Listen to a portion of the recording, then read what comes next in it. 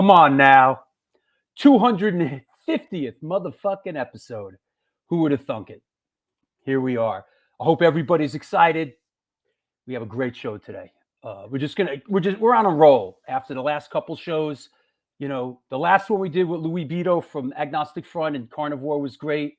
What's up, everybody? Everybody around the world. Yes, that's right. What's up, Steen in Denmark? I hope you're well, man. What's happening, John in London?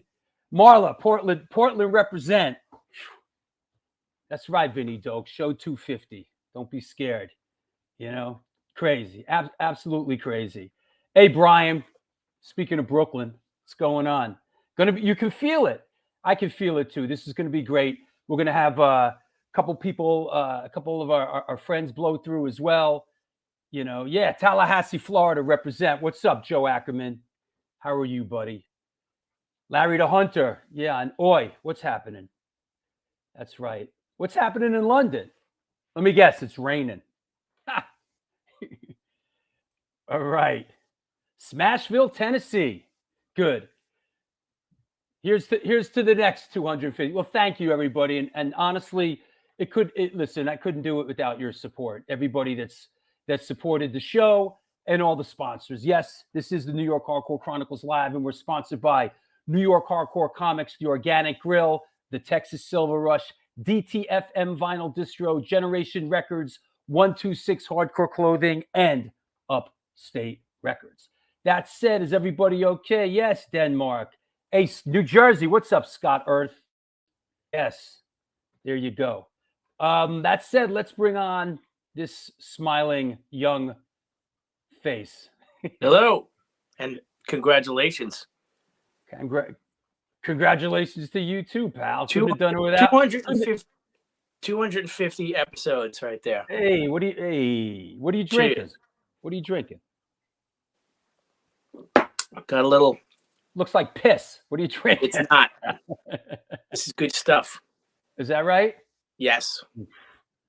Don't go out and start fights with the suburban neighbors out in Long Island. That's it. You know, the mean streets of Comac.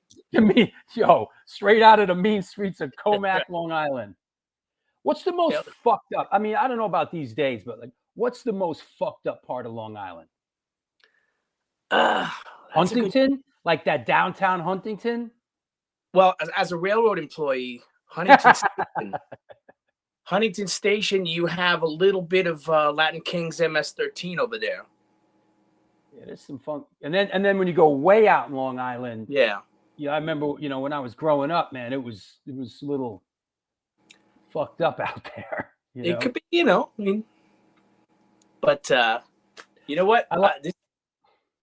This is exciting. This is, you and I've been doing this for a long time now, and just having a chance to sit down with Lars. Look at that. You sent this to me. This is like the first promo that we did when we started almost 3 years ago. And we were doing the show every Wednesday, Friday, and Sunday, 3 shows a week. And then we were doing bonus shows in between. Like we were doing like sometimes 4 shows a week. Yeah. It's amazing. I love that that's the old plaque that caused all the problems right there. The old A7 plaque that caused all the drama, Yeah. Yeah. But yeah, this is crazy. I mean, I remember, you throwing the idea around, and, here we all are. I mean, we, made a lot of friends because of this, It's been, I've said it many times. It wasn't part of the plan, I'm a filmmaker by nature, musician, filmmaker by nature. And my life took a turn, and it took a really great turn, and I'm really grateful for it, We've had a lot of great guests and a lot of great surprise guests, and I love all the specialties, like the Planet of the Apes and the boxing episodes. And we've had some great ones. You know what I want to do? I told myself I was going to do, and I'm going to try to bang through it just real quick right here, just right now. I want to thank all the patrons that have supported the show. You have made the show possible. And I'm going to thank every single fucking patron, starting with in three sets. But I want to start with Malte Mueller, The Jerry, Rob Browning, Mike Dox, Metal Mary, the Satanic Mechanic, Mark T up in Canada, Robert Hogg in Scotland, Rich Zola, the great photographer, Pete Campbell, Magnus Weston, Susan Antonson, Daisha Hensley, Bernardo Rios Tejera, John Biviano from Supertouch, Edgar Reyes, Gail Hoffman, the incredible Rolling Stones fanatic, Lori Dawn, Ekuds, Davey Hooligan from day one has been a huge supporter of the show. Gary Olford, Todd Hamilton from Warzone, Dan Nastasi and Kings Never Die, Ferric Zelnick, James Hollis, Joe Ramini from the Texas Silver Rush from day one, huge support. Scott Helen, Willie Ramone from Carbohydrate, Jessica Barr, the great photographer, Dale Starr, Larry the Hunter, Sasha Falk, Brian Perlis from Brooklyn, Kevin Haggerty, Heggs, Allison Noguera, Johanna H, Mike Egan, thank you, bro. Josh Foster, Mr. Nobody, Steen Thompson, I know you're out there in Denmark, bro. William Hernandez, John Burry, Carno Demain, Mikey Arsenaut, Will Shepler from The Take and Agnostic Front, Jordan Paz, Michael Gibbons from Leeway, Jorge Rodriguez, oi, oi, oi, my brother, and D. Cavazos. That's the first of three I'm going to read. You know, I'm determined to thank everybody that has supported the show, man. You know, hello, and thanks everybody. So there you go. What did I wait? There's a shot. Didn't you send me? You sent me a couple great shots today. Yeah, absolutely. Oh wait, here's one. Now we haven't brought our guest on yet. He's coming up in a minute, but here's a nice shot that you sent me of you and today's guest. Yeah, right? That was awesome. We ran into each other on the boardwalk, actually. On the boardwalk or what? In Coney Island. Actually, it was the day that Rancid and the Dropkick Murphys and Jake Burns from Stiff Little Fingers was playing at the Ford Amphitheater in Coney Island. I love that. Early, Yo, and we I love that venue, man. I fucking love that. That's like cool. just the New York history. When you go to a show at that venue, it's like connected to the boardwalk. It's like war. You know, all the Warriors shit comes out. You know, it's fucking great. Actually, look at the Stick of It All shirt I'm wearing.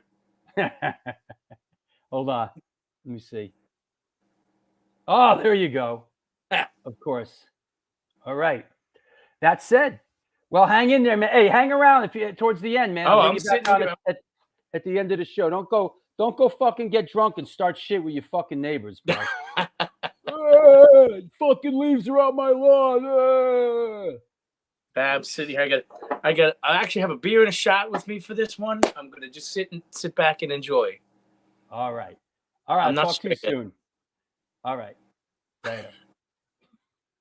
Well, there you have it. That's right. It's the one. It's the only U.S. where you got to clank your chains and count your change. Often imitated, never duplicated. It's the New York Hardcore Chronicles Live, and we are sponsored by New York Hardcore Comics, The Organic Grill, the Texas Silver Rush, DTFM Vinyl Distro, Generation Records, 126 Hardcore Clothing, and Upstate Records. I want to mention before we bring our guest on, you know what? Let me read through one of these or two of these so we could spend a little more time with our guest. How about the Texas Silver Rush? They're a jewelry design. The Texas Silver Rush is a jewelry design firm and boutique store located in the birthplace of the Texas country music scene in Fredericksburg, Texas.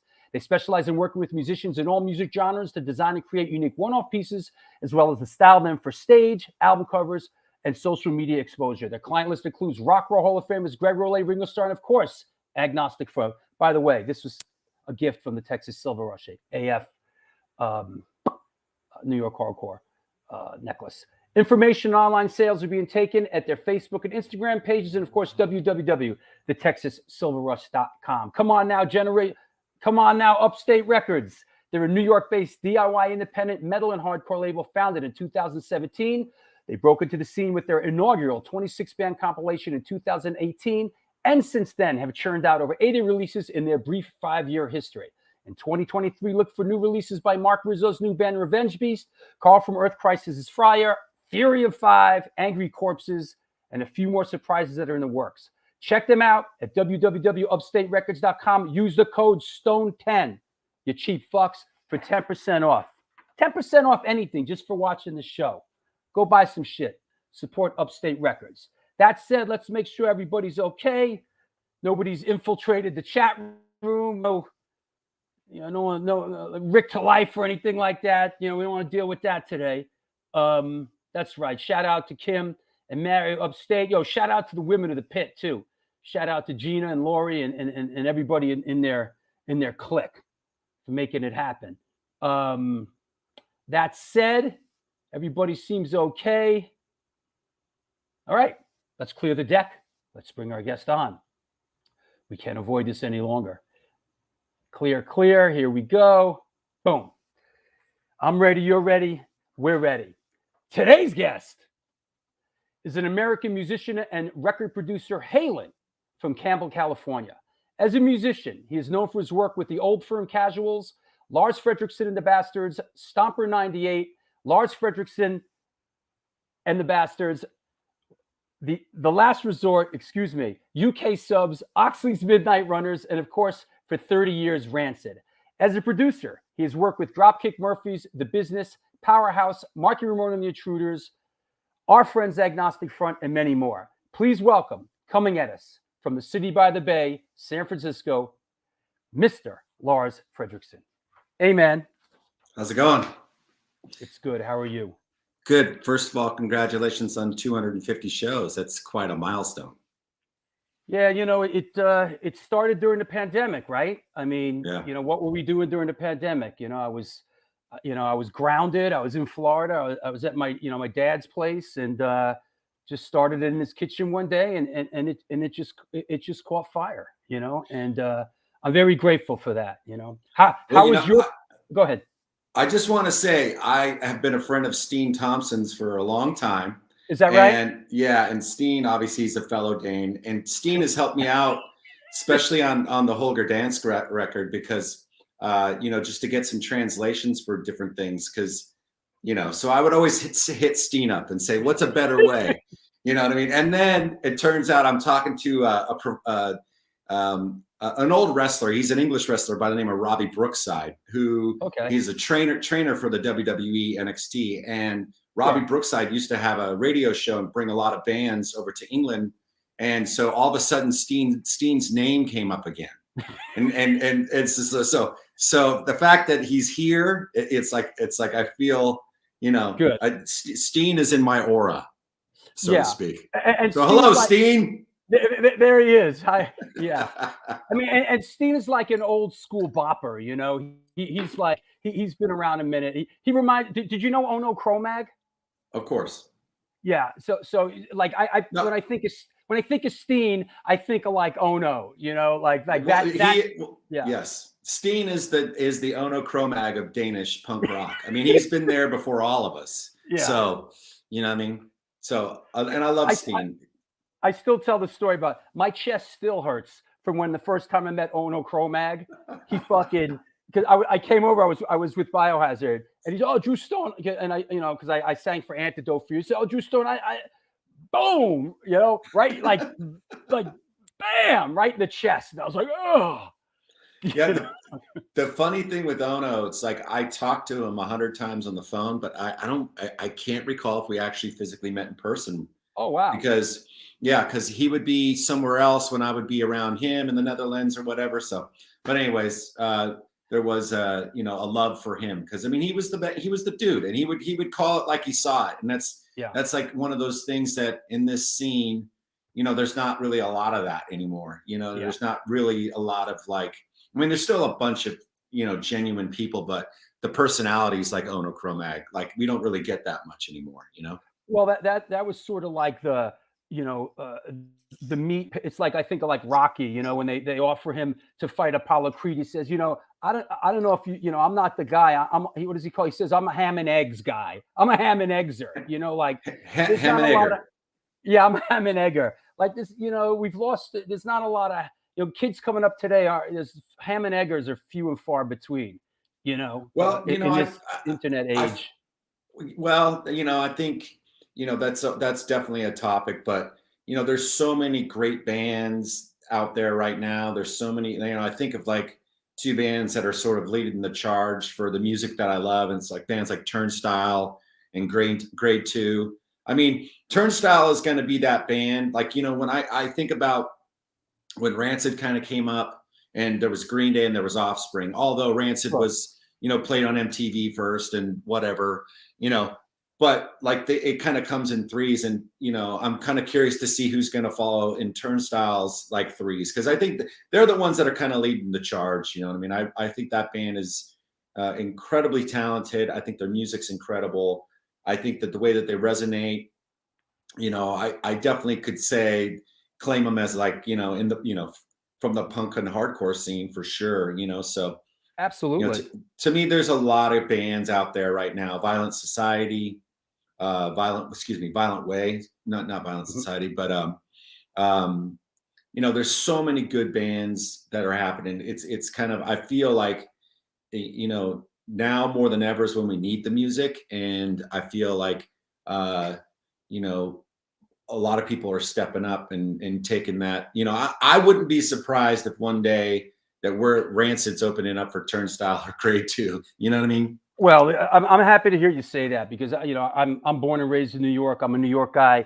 I saw Turnstile play when, you know, when they were just starting out. So, you know, I'm really happy for their success. And I think what they're doing is great. I know there's, you know, this internet world, you know, there's a lot of naysayers, but then again, you know, I know there's backlash, but then again, they're doing big things. So listen, someone's got to be loving them.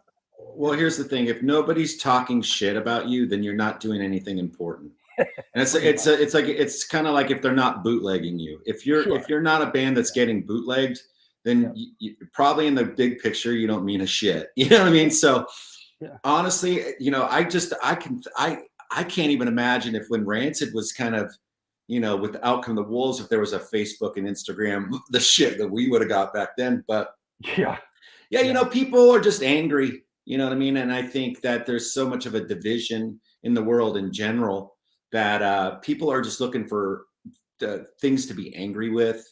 And meanwhile, I feel like, you know, those of us who don't want to partake in it and any kind of that bullshit, I don't, you know, I don't want to argue with anybody anymore. It's like, I'm too old for that shit. I just want to enjoy the music, you know? So. Yeah, I agree with you on that. I just sort of shrug it off at this point.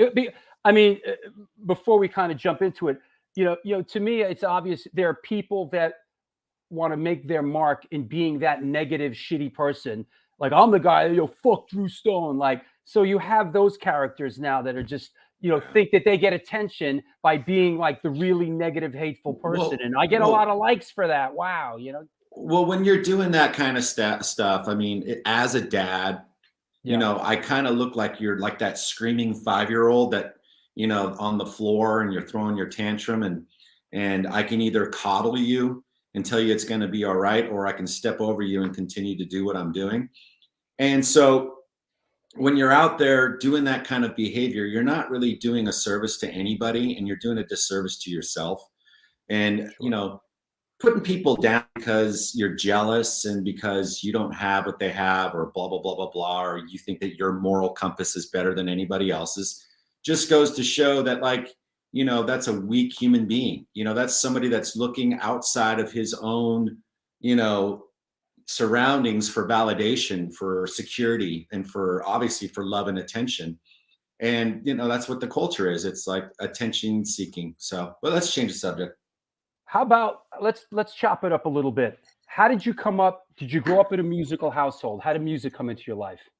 It was my brother, 100%. You know, he was older than me, 4 years older. And the way that's how I discovered, like, Kiss was like the first band I ever heard, you know? Oh, another Kiss guy.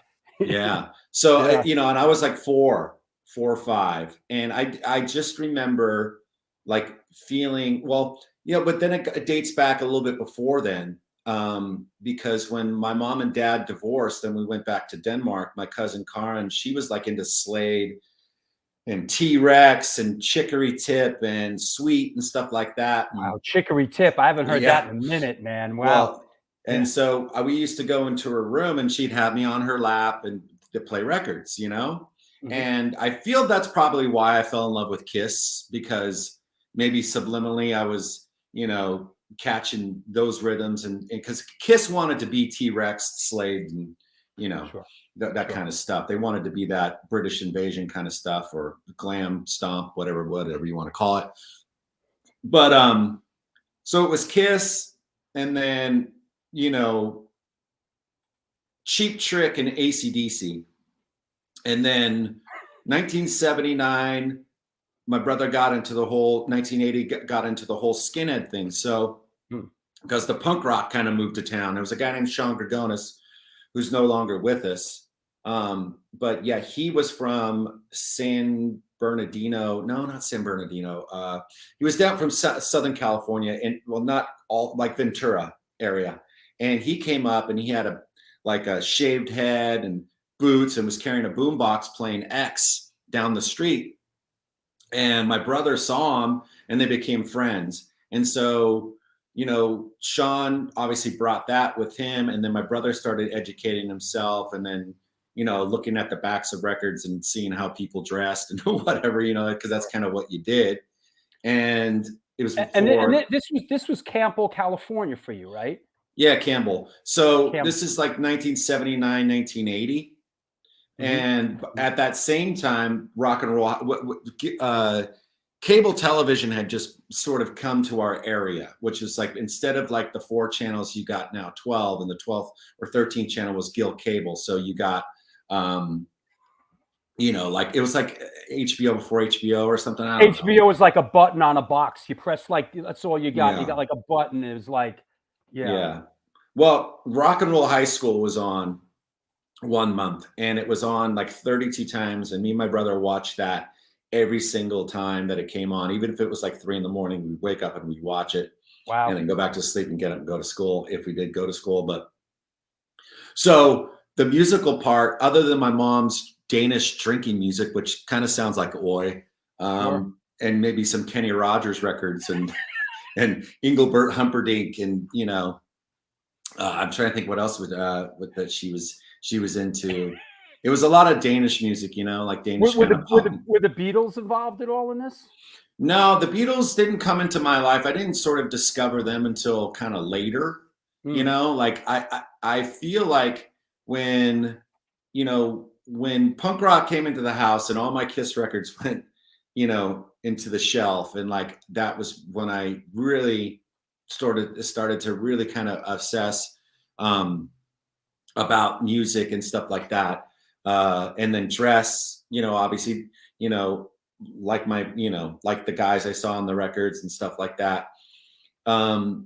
You know, I was into the English oi is what really kind of struck a chord, and like Social Distortion, and the hardcore stuff didn't really. So like my brother was the first one. He was doing the tape trading, and he had the Cro-Mags very first tape, the demo.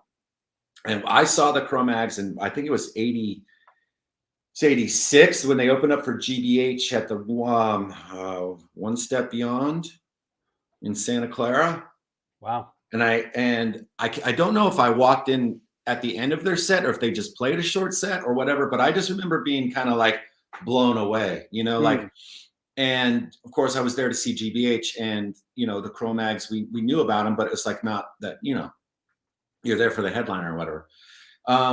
But in between, like when I started kind of picking up guitar and really kind of understanding music or trying to understand music, that's when the like bands like the Beatles or Creedence Clearwater Revival or some of these older bands, just because I would be, you know, my neighborhood, you know, there was, you know, the soundtrack, I remember just walking down the street and you were hearing Van Halen, Running with the Devil, or some Lynyrd Skynyrd, or, you know, it wasn't like anybody in my town was born a punk rocker. It was just, it's like you were always hearing, you know, 70s rock or, you know, 80s rock, you know, that was coming out of the apartment buildings. And well, we've said it before that era was very vibrant for radio. I mean, radio was so vibrant back then.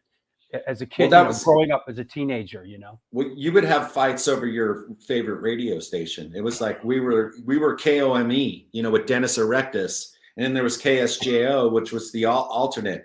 And if you know, Right. Dennis Erectus used to do this thing where he would fuck Nancy Reagan on the. I mean, I think he's since passed away, but he was like the first kind of original shock jock. Yeah. Especially, you know, on the West Coast, at least that we knew about. But I remember when I was 8 years old, because I fell in love with music pretty soon. My mom bought me a white transistor radio.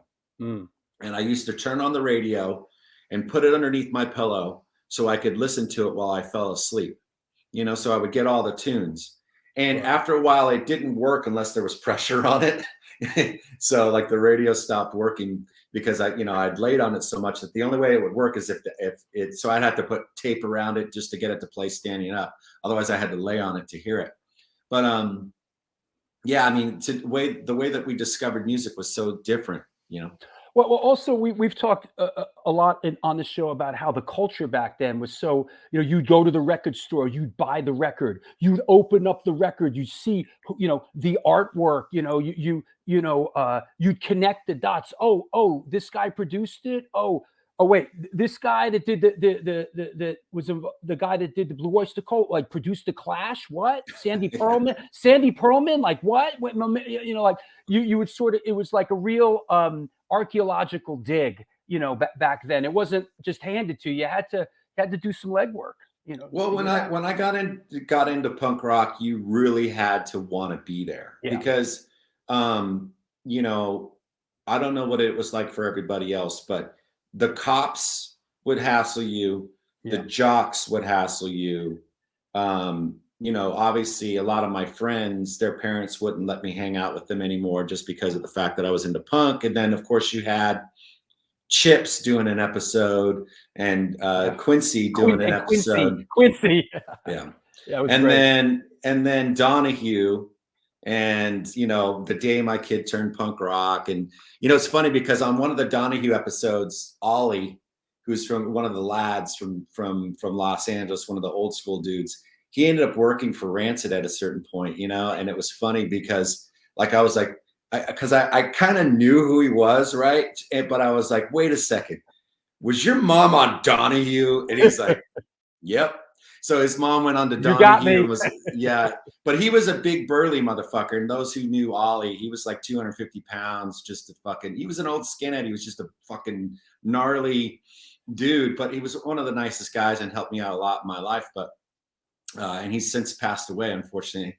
But, you know, it's just funny how it all kind of comes around. It's like back then, like I said, you really had to be there because, you know, or want to be there just because sometimes, you know, you'd go to a show and you didn't know, like, if you're going to come home, right. You know, and I don't mean like, you know, I remember being 12, 13 years old, going to see GBH at the On Broadway or Minor Threat at the Tool and Die or whatever. And there are cops coming rolling and they just fucking just hit you, you know, and you know, you're like a little kid, you know, they didn't give a fuck. You know what I mean? That was West Coast. That was West Coast punk rock shit. Yeah. Yeah. I mean, if you're riding down the street on a skateboard, the cops will pull you over and take your shit and take your shoes and just you know, kind of emasculate you, you know, call you a faggot or, you know, whatever it was, just to try to emasculate you. You know, call you all kinds of different names. And back then, you know, it was such a different time. You know, there was such a different verbiage. It wasn't. Sure. It was a lot of things, you know, that, you know, like I won't even use those words now. You know what I mean? It's like but back then, you know, the way that people used to emasculate each other, and especially cops on the punks and whatever, it was gnarly. It was gnarly. But I mean, I'm not a victim at all. It just, I think what it made me do is fall in love with the music that I, you know, loved from pretty much day one. Why guitar? What made you reach initially? Ace Frehley. Yeah. Okay. Ace Frehley. I mean, you know, I loved Kiss and Ace Frehley. I just thought he was the coolest looking dude. I thought the Les Paul was the coolest looking guitar. And then, you know, fast forward on to like guys like Jake Burns from Stiff Little Fingers, who are a big influence on me. Fast Eddie Clark, Steve Whale from The Business. you know, so guitar just seemed like the right thing for me. The first instrument I did own was a bass that one of the neighborhood guys, Andy Finney, gave to me. He was from Detroit. I love you remember all these guys' names from the neighborhood. That's.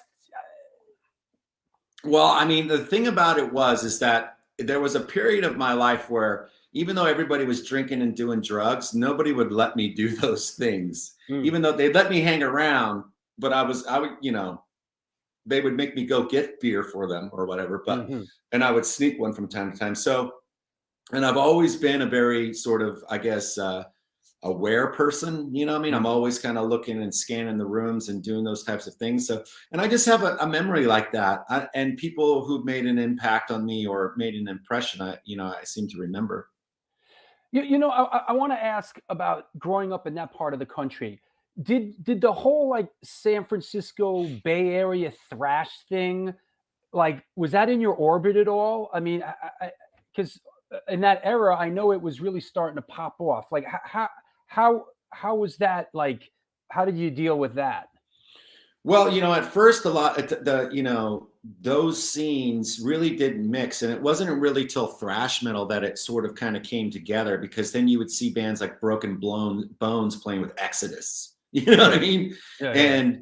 And you would find yourself at shows, like just maybe shows where bands like Death Angel were playing, or you know, I mean, I remember seeing, like, so I went to a show. It's funny because I did Zetro's Toxic Vault, and Zetro is the singer for Exodus.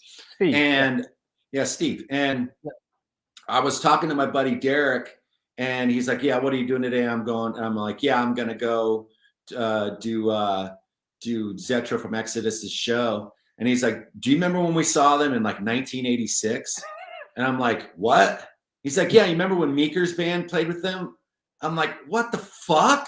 Like, oh yeah. You know what I'm saying? So then I call up Zetro and I go, yo, dude, do you remember playing in Palo Alto, Blah With Us 1986? He goes, dude, that was my second show with the band. Wow. And it's like, you know, and you're just like, small world, you know? It's like, you know, all the hardcore bands I used to see, and, you know, you didn't think anything of it. It's just that now it's like, oh, that was Justice League, or fucking that was blah blah blah, and you're just like, huh? I can relate. You know, when we were sneaking into clubs in Manhattan as young teenagers, we snuck into a place called Haraz, and we saw this band that was two guys, one guy on a keyboard and one guy just sort of like, you know, twisting and fruging, and we thought it was the funniest fucking thing ever. We were like, look at this crap, you know, it was just like a joke. It was suicide, you know. You know, at 15 years old, you know, it's just, I couldn't wrap my head around something like at 15 years old. Well, I don't know if this is going to be a cool enough story, but it reminds me when I first joined the UK Subs, me and Brian Barnes, the bass player at the time, we went out looking to get a drink. And I remember it was like a Saturday night, and there was a place, because we lived off Brixton High Street, and we went to this club called The Fridge. And at the door that night, it was like a drag queen night or something like that. And there was this big dude, and we're like, hey, we just want to come in and get a nightcap. And the guy's like, well, it's 15 pounds to get in. We're like, look, dude, all we want to do is have a drink at the bar, and then we're going to go home. And so the guy lets us in, and on the fucking stage is this dude going, I'm too sexy for Milan, too sexy for Milan. And we're like, what the fuck? But it's like this long ass drawn out, like people would shout something and then he'd go, I'm too sexy for blah, blah, whatever. And we were just kind of looking at it. It was like entertainment, because it was like a lot of drag queens and then this band of these, you know. And so next thing you know, literally the next week, Right Said Fred are on like top of the pops, right? They're on top. And me and Brian are going, oh my God, that's the band that we were at, you know. So, I mean, all this stuff, you know, hindsight and perspective. You know, I saw the Misfits at Great Gildersleeves. I took my little brother because I was like, you got to see this.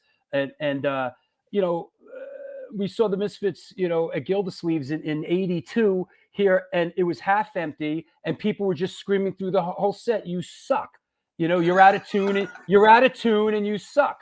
And Gildersleeves was like half empty. And it's just funny how the shifting sands of time, you know, the Misfits were, you know, they were, every show was not packed. a lot of people, gave him a hard time, and it wasn't really until Metallica and Guns N' Roses covered their stuff that sort of brought it to the forefront. So, yeah, I mean, yeah, I definitely remember being at shows where there were certain bands like that, that would play that everybody didn't like, but now are sort of the biggest punk bands on earth, i.e. the Misfits. I mean, it's like you can't really like, they sort of laughed last on this one, but last man standing. Yeah, exactly. They're still going, and they're good, and it's good too. So I think they're about to announce 7 dates. They're about to announce. Tell us, at 19 years old, how did you land, with Charlie and the Subs? How did you end up in playing with the UK Subs in 1991? Well, so the band that I was in was a punk band with Gordy, who became the Unknown Bastard, who was also the singer for The Forgotten, and it was a band called the Nowhere Men. And Gordy was the head lead vocalist of our band. And the UK Subs were supposed to play a matinee at Gilman Street, and we were playing with the Melvins in Oakland, the Melvins, JFA, Blast, and Capital Punishment. And come on now. When we played, we were right before all the headliner bands. It was like an all-day kind of thing. And Charlie Harper, because their show got canceled, came to our show, right? Uh-huh. And we actually coincidentally did a cover of Organized Crime by the UK Subs in our band. And after the set, I went down to the bar, and there was Charlie Harper, and he was sat there, and he said, "Hey, just want to say, really good version of our song. You guys played it just like the record." And it was very complimentary. And I said, "Thanks." And we just started hitting it off and started talking. And I don't know, we just kind of really got along. And it turns out that he had lived in Campbell in like 1974 for like 6 months. He had dated a girl there or whatever. Wow. And he even knew it. He knew the haunts. Wow. So like the Apple Bar and shit like that. Well, that'll tie you together at the hip, huh? Yeah, exactly. Yeah. So he knew the area I was from, and we just talked. And he said, "Hey, listen, we're losing our guitar player at the end of this tour." I don't think the guitar player knew. It was Carl who was in the Exploited, and he was on, I think, Horror Epics and Let's Start a War. So, and I don't know what was going on in the band, but basically, it turned out to be Charlie giving me his number where he was staying, and I gave him mine. And I literally thought he was just being like a nice older guy, just, puffing me up a little bit about playing guitar in their band. And he said, "Call me tomorrow and let's set a time and get together and talk about it." And I literally just blew it off. And I was like, whatever. And I wasn't living at my mom's house at the time, but for whatever reason, I gave Charlie that phone number. And about 9 in the morning, I remember, because I was sleeping in the living room, the phone rang. And I was either hungover or something. I don't even remember. And my mom picked up the phone and she said, "Hey, Lars, there's a guy named Charlie on the phone for you." And I was like, "What?" So I go, "Hey, Charlie, what's going on?" And he goes, "Hey, I thought we were supposed to get together yesterday." And I said, "You know what? I thought you were, just being nice." And he says, "No, I'm dead serious. Can you get to Oakland in the next couple hours? I'd like to go to the show with you and talk about what up, cuz?" There you go. Yo, cuz, we're gonna shout out the Park Show at the break. Go on. But so he said, "Can you get up here? I'd like to talk to you about being in the band or whatever." So I got up there, and then we took the BART from West Oakland, and we're going to the San Francisco to go see Buck Naked and the Bare Bottom Boys at this place called the I-Beam that was on Haight Street. Uh-huh. And so we got lost because we were lost in conversation, and we really clicked. It was like there was a chemistry between us. I don't think I realized it at the time because I was like 18 years old, but he had a lot of history, and he made me feel real comfortable. I ended up missing the last train or even a way to get home. So I ended up spending the night. And then he said, listen, I'm going to Kenosha, Wisconsin after this tour. Send me the demo tape, of your band and blah, blah, blah, blah, this and that. And I was like, okay. So I got home. I finally found a person with a dual tape cassette player so I could dub the Nowhere Men demo. Yeah, yeah. Sure. I sent it to this address in Kenosha, Wisconsin, and then didn't think anything of it. And literally, like it was the August 29th of 1990, whatever it was, or 89, or whatever the fuck it was. And the house phone rings again. No. So my birthday is August 30th. So it's August 29th. I'm with some homies at my friend Gwen's house, and we're doing fucking speed, and we're up all night, and we're drinking, and we're fucking just crazy shit that we were doing. And I get home the next day at around 1 o'clock, and there's an envelope, and it's a letter from Charlie Harper. And I wish I still fucking had it. I don't know if I still have it, but it basically says, I heard your demo tape. You're in the band. You need to get over to England by this date. Here's my number, blah, blah, this and that. And I'm like, what the fuck? So I'm still coming down off from all the speed I did the night before. And I'm like, Mom, like I'm in the UK Subs. And she's like, well, you better get a job. So I ended up getting a job and getting like $400, $500, however it was, to get a plane ticket to England. And I went and worked a job I think at like Togo's or something, and which is like a sandwich shop. And I got enough money to buy my plane ticket, and then I quit the job and I bought my plane ticket and I said, I'll be over there, blah, blah, that. And then I was fucking, next thing you know, I was on the road with those guys. And you're on the road with those guys. You're still a teenager, right? And I know. Yeah. I mean, I'm doing the math. Charlie Harper must have been like 40. 50. He's my age. He was my age at the time. Was that odd being kind of thrown into that circle of like older guys that have been like veterans? Yeah, I mean, I did learn a lot, but also at the same time, I'm 19 and I'm young, dumb, and full of what. So it's like. Yeah. Full of shit, basically. But and I was a drinker, and I was I would answer with aggression before I would answer with any kind of like reality reason. So like I think the first couple of nights in there, I got into a fight, and at Max Splod's show, and somebody had bumped into Charlie. They didn't say excuse me. I punched him in the face, and then it became a thing. And then Charlie was like, why did you punch that guy in the face? And I said, because he ran into you and you didn't say excuse me. He's like, well, it's okay, we're at the pub, it was packed, and that was my mentality. Like I was kind of like a wild animal.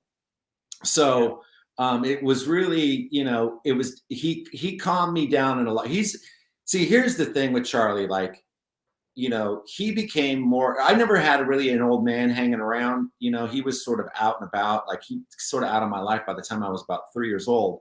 Mm-hmm. And Charlie kind of came in and was really kind of a father figure to me in a lot of ways.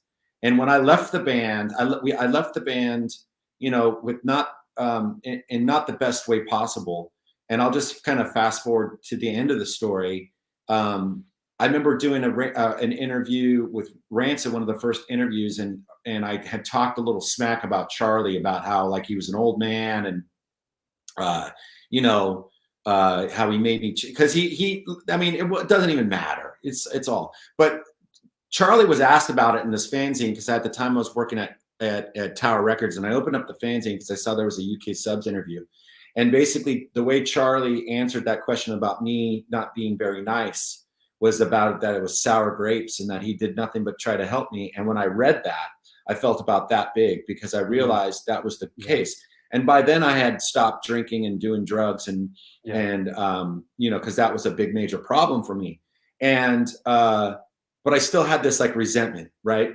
And then first time Rancid played in London, we played at the Underworld, the Camden Underworld. And Charlie had reached out through our booking agent. This is like 1995. And well, no, so it would have been the second time we played in London. The first time we played with MDC and Gang Green, and that was in '93. So, because that's the thing, we always played with hardcore bands, or like our booking agent was Stormy Shepherd. So when we were kind of, so, and still is to this day. She's Bucka Murphy's Law these days, right? Well, see, that's what I'm saying. So it's like, sick of it all. And sick of it all. But I think that's why the hardcore scene embraced Rancid, because that's the band. We were playing with Sheer Terror. We were playing with Sick of It All. We were, the first times that those two scenes sort of melded together was by Sick of It All. And because for a long time, hardcore was completely separate than punk rock. Those scenes did not mix. Absolutely. Absolutely. And it's hard for people to fathom that today. But back then and earlier than that, you sort of had the punk scene, you had the hardcore scene, and it was two different crowds. And sometimes it was a volatile mix. Well, I'll just finish my story on Charlie. Basically, we get together. We're at a Chinese restaurant. We both start crying. We hug. We embrace. We become best friends. He's like a grandpa to my kids. Okay, so hardcore scene. The hardcore scene for Lars Frederiksen personally, and I don't mean to talk about myself in third person because then it makes me think of Ozzy Osbourne, but which I'm not. But guys at bands like Powerhouse, that was when things. I gravitated always more to the hardcore scene. So if I went out to a show, I would go see Powerhouse or the Hoods or anything, Madball. I would be more apt to be at those shows. I liked that scene better because it was the punk rock scene at the time was very judgmental. It's obviously, Berkeley, the Bay Area, so they got to stick up their ass, right? And they think that they're doing it better than everybody else. And then they graduate from college and you never hear from them again, right? So that's kind of what the punk scene at the time was. And you had bands like Icona Christ and Spit Boy and these kind of ultra PC bands. And we always kind of sort of gelled with more of the Sick of It Alls, or, the L7s, or Agnostic Front, AF.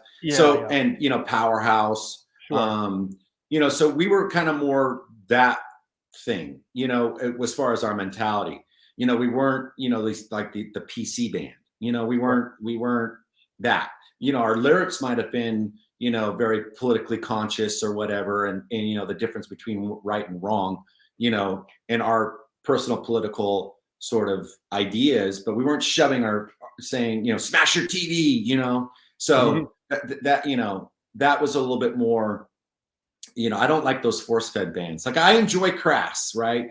But, at the same time, I also like Gigi Allen, right? So, and that's a very broad, wide spectrum of music.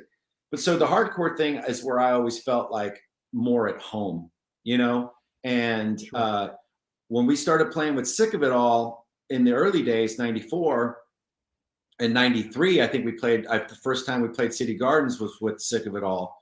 I mean, it was a big fucking deal because, like you said, those two scenes didn't really cross. Those bands didn't really play together that much, if at all, because the scenes had sort of changed. And we were kind of the first ones to kind of do that in that sense. So, and it makes perfect sense because hardcore is just punk rock anyways. I mean, for me, like seeing bands like the Cro-Mags and Agnostic Front, that was the original American skinhead music. You know what I mean? Yeah. So it's community and culture. Here's a photo that Steven just, I guess this is from 1998 at the Warped Tour. Here's you and Pete Kohler. And Pete, boy, everybody's tattoos look so vibrant.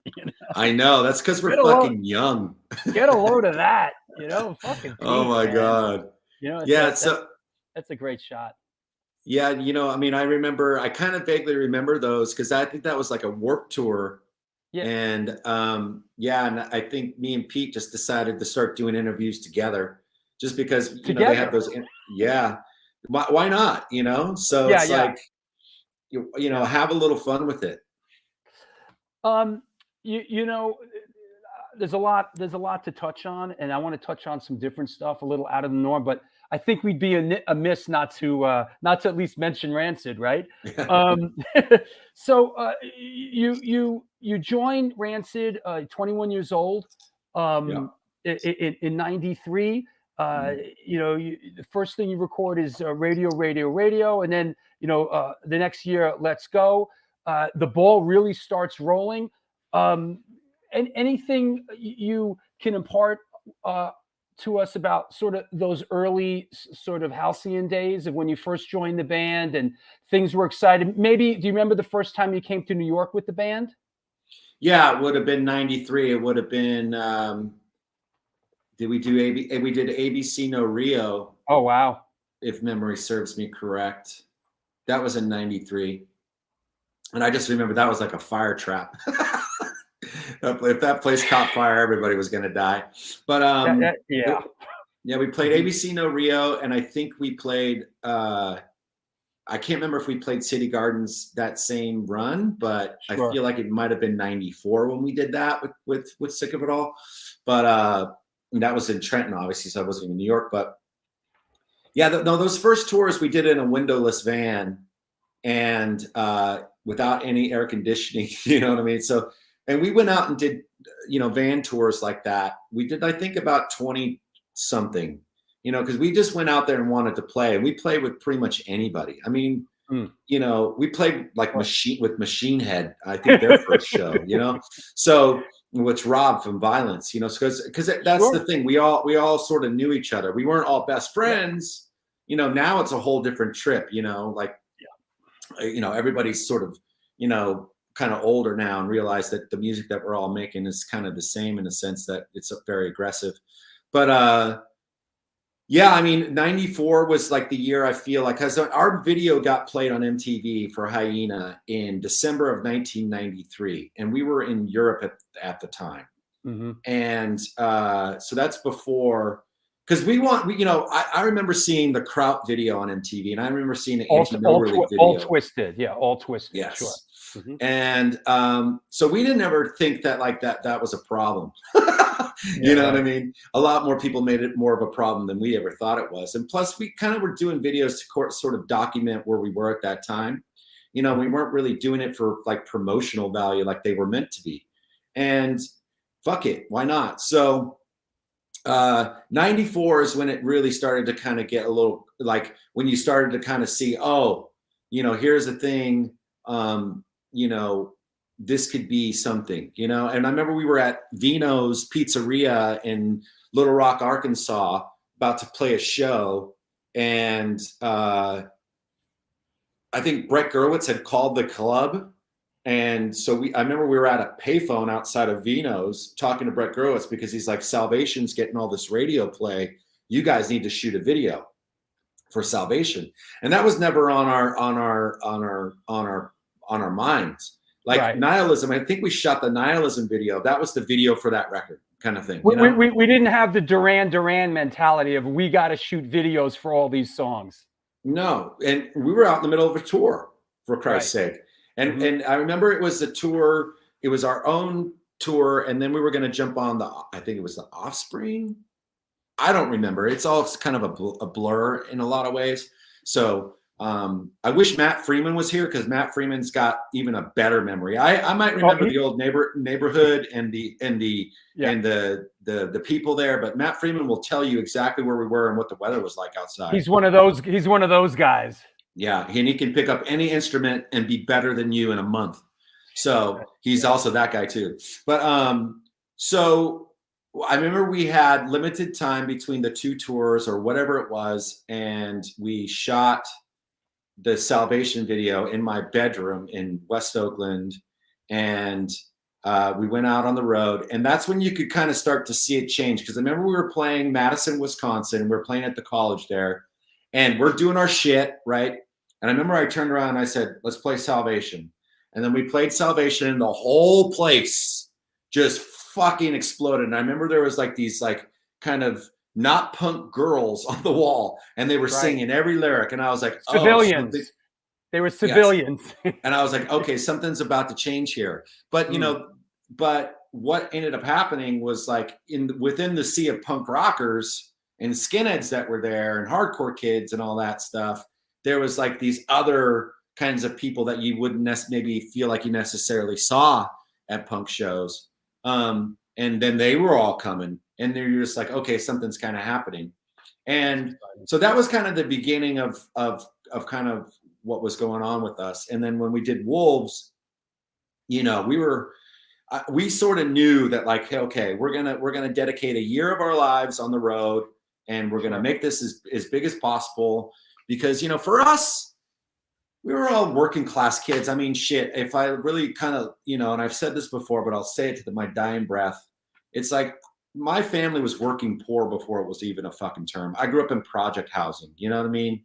And like, I'm not like some, you know, I don't come from this well-to-do background with a college education. I don't even have a high school diploma. I have a GED, but not that I need to go out and get a job now, but my point is that, like, where I came from, and where Matt and Tim and Brett came from, were sort of is very similar upbringings. Like, they were from Albany, California. That's where my dad was born, in the Albany hospital. So my mom, being a Danish immigrant, you know, grew up in Nazi-occupied Denmark in World War II, and saw her family get fucking killed in front of her. Like, so it's like, there was very deep, you know, my dad's parents were Italian Portuguese, and basically first generation. So I'm like maybe second generation American, but so it's kind of skewed because he was born here, my mom wasn't. So I don't know what that makes me, but it doesn't matter. You know, I think that our outlook on life was like, if we don't do this, it's like, we're stupid if we don't. And it's like, you're damned if you do or damned if you don't, right? So it's like, we didn't care about the scene politics, because, you know, that was, we were like, fuck you. You know, most of the people that were making the scene politics were the college kids that were going to just be gone 3 years later. I mean, Sick of It All, I'm sure, has stories about that. So, and I'm sure Agnostic Front does too. And it's like, I wasn't a Maximum Rock and Roll reader. I fucking hated that magazine. I hated everything that fucking magazine stood for. Yeah, we didn't fuck with them in New York. We didn't give a shit about Maximum. See, here's the thing. Maximum Rock and Roll were all the rich ex-hippies that had a big, gigantic house in Noe Valley with a giant, you know, whatever. It doesn't matter. I don't want to talk smack, but well, I just did. But anyway, my point is that we weren't going to succumb to the pressure of what people thought we were going to do. We were working class kids who were making up our own minds, because we knew that, you know, where we were from and who we were.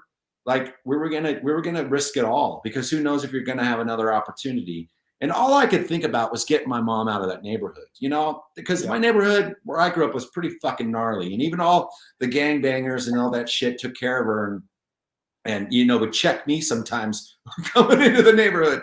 But like, you know, I don't think, like, when I look back at that, it was like it was the most pivotal moment of all of our lives, because it changed our lives as we knew it for the rest of our lives. Sure. Right. So, and yeah, you know, we financially benefited from it, of course, but then it's like, when you factor in a couple divorces and some kids, it ain't 1995 anymore. Right. So, but I think we were doing it out of the love and the passion that we had for our music, our community, and each other. And what we're going to do, apologize for writing a good song? Fuck you. You know what I mean? I'm sorry. We wrote a song better than you. So whatever. It doesn't matter. I'm just being an asshole, but you know what I'm saying. For sure. You know, I've been doing a deep dive on this band lately, and watching a documentary about them. And what you're saying reminded me a bit of their story. And that band would be Oasis, actually, who came. They were came from working class background. They were up north. They weren't from London, and they came from up north, and they were working class guys, and they sort of had the same sort of attitude going into it. I just watched the documentary, and I didn't know a lot about that band, but I really enjoyed learning about where that band came from and how they came up. You know, I really had them pegged wrong, you know. Yeah, well, you know, I wasn't really a fan of them until later on, you know, and then I kind of understood it. Sure. But yeah, I think that the original kind of punk rock, thing, whether it was Agnostic Front or Social Distortion or the Circle Jerks or Rancid or GBH or whatever, Exploited, there was a commonality because we were definitely, had a sort of a more street point of view of what we were bringing as far as our lyrics. We weren't interested in Emerson, Lake and Palmer guitar solos. That wasn't really our trip. Our trip was more about this, like, we're coming from a place of, a working class protest. You know what I mean? And at the end of the day, I feel like that's what punk rock is. Nothing more, nothing less, to quote my good friend Colin McQuillan, who's no longer with us as well. So, I feel like the commonalities that we all shared, whether it was hardcore or if it was, punk, or if it was, thrash punk or fucking whatever it was all kind of the same thing. And the beautiful thing about back then is like, if you look at all those bands, Agnostic Front sounded nothing like the Cro-Mags, who sounded nothing like GBH, who sounded nothing like Murphy's Law, who sounded nothing like Last Resort, who sounded nothing like Sham 69, who sounded nothing like, you understand? It's like, there was so much, it was such a different, everybody approached it different, even the straight edge bands approached it different when they didn't play, I mean, I've never seen a band be so good that didn't touch their instruments once than Youth of Today. Yeah. Here's a that was a joke. Here's something oh shit, interesting. See, this is what you, thanks Drew, making me pull these out. Oh my God. I'll get you off the screen. So this is Rancid, the Lunatics at the Limelight in 1995 with H2O, and I just thought that this sort of is a testament to that, like, eclectic mix. Wow. and the Limelight of all places, which is a place we played many times. I love that room. But yeah, this is at this point, you were pretty firmly entrenched in playing with some of these New York bands. Yeah, well, I think the New York scene and the New York bands really sort of understood what we were doing. And I feel like a lot of bands and even a lot of New Yorkers thought we were from New York. Look at that hair. Right. What the look at the hair on this kid, huh? Jesus Christ. The amount of time I used to spend on that shit. And that's some Knox gelatin, I can tell. But rocking the Denmark shirt too. Yeah. But that was from the Euros, the 92 Euros, when Denmark won it all. So that was my one of my cousins, anyways, sent it to me. So, I mean, I feel like the New York scene really sort of accepted Rancid. And sometimes they even thought we were New Yorkers. I mean, I remember meeting, people. I feel like, but it was the mentality was the same. You know what I mean? It wasn't. I feel like we were kind of cut from the same cloth, even though we were from opposite coasts. I'm sure people had their ideas about what Cali was or, California was, but, I just think that we just meshed with them, the best. Like, when we would play New York, it became like the hometown show, because you would have everybody from Sick of It All. You would have, D-Generation. You would have, Murphy's Law. You would have, it just goes on and on and on. Everybody would show up, and it would be like one gigantic party, and it was like, we would always try to get a day off in New York because we knew we were going to be seeing everybody, seeing all the friends. And it was, it's still like that in a lot of ways. Absolutely. When things kind of hit, in lack of a better term, when things hit with Out Come the Wolves, and was there and I know there was, I'm sort of feeding you this one. Was there a little bit of a backlash? Because, I think about one of my favorite bands is The Clash. And I remember, when people started ragging on The Clash when they weren't like in the garage anymore, and it was like, and I think it's sort of like human nature when, like, my band isn't playing A7 anymore. It's like, and then people sort of, was there a lot of that when Rancid sort of started going supernova? I think there was a lot. I mean, there was some episodes, I don't want to incriminate myself, but yeah, there was points where, like, you did have to, yeah, you know, defend yourself with more than just words or whatever. But I mean, I also feel like that's one of the reasons why when we sort of, a lot of the hardcore bands never judged us. You know what I mean? The hardcore bands were like, fucking go get it, because they were all working class kids. Like I said, it was mostly those people who were saying a lot of the chatter. Oh, Rancid's just the Clash, you know, or whatever. It's like, listen to a fucking Ruts record or listen to a Sham record. You'll probably find more in common with Rancid with those bands than you would. But I mean, not saying it being compared to it's better than being compared to Bon Jovi, obviously. But like, you know, the Clash were just one of the 100 bands we loved. We loved Agnostic Front. We loved fucking, those were, you know, you can, how many pictures have you seen with us with fucking hardcore t-shirts, whether it's Madball, Agnostic Front, or Sheer Terror, or whatever, you know, that those were our bands in a lot of ways, right? So because we always stayed in tune. But the backlash, I mean, you would get some shit from the press, you know, I mean, you would get some shit from your friends, you would get some shit from here or there, but like, you know, I was also smart enough to know and felt like when I would come home, most of the people that I would associate with weren't really like, you know, that interested in putting me down. You know what I mean?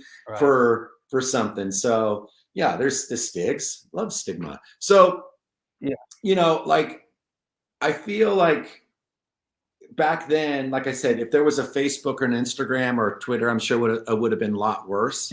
But, or Reddit or some bullshit that's, like that. I mean, you know? yeah. It's, but that's, you know, that's the thing. It's like the culture. You know, most of, I would say there was backlash, but it was overwhelmingly people in our favor because they knew where we came from.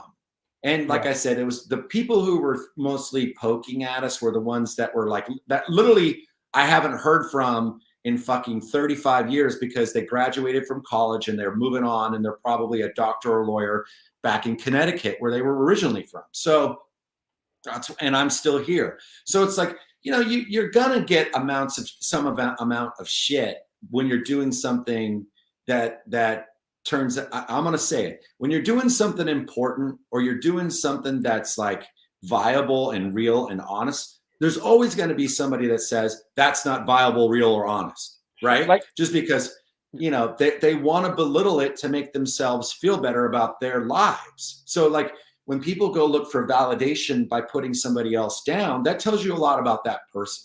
So, you know, I love pro wrestling, right? Like pro wrestling is like, I love that just as much as punk rock. And in the pro wrestling, you know, world of the internet is just as bad as punk rock was, right?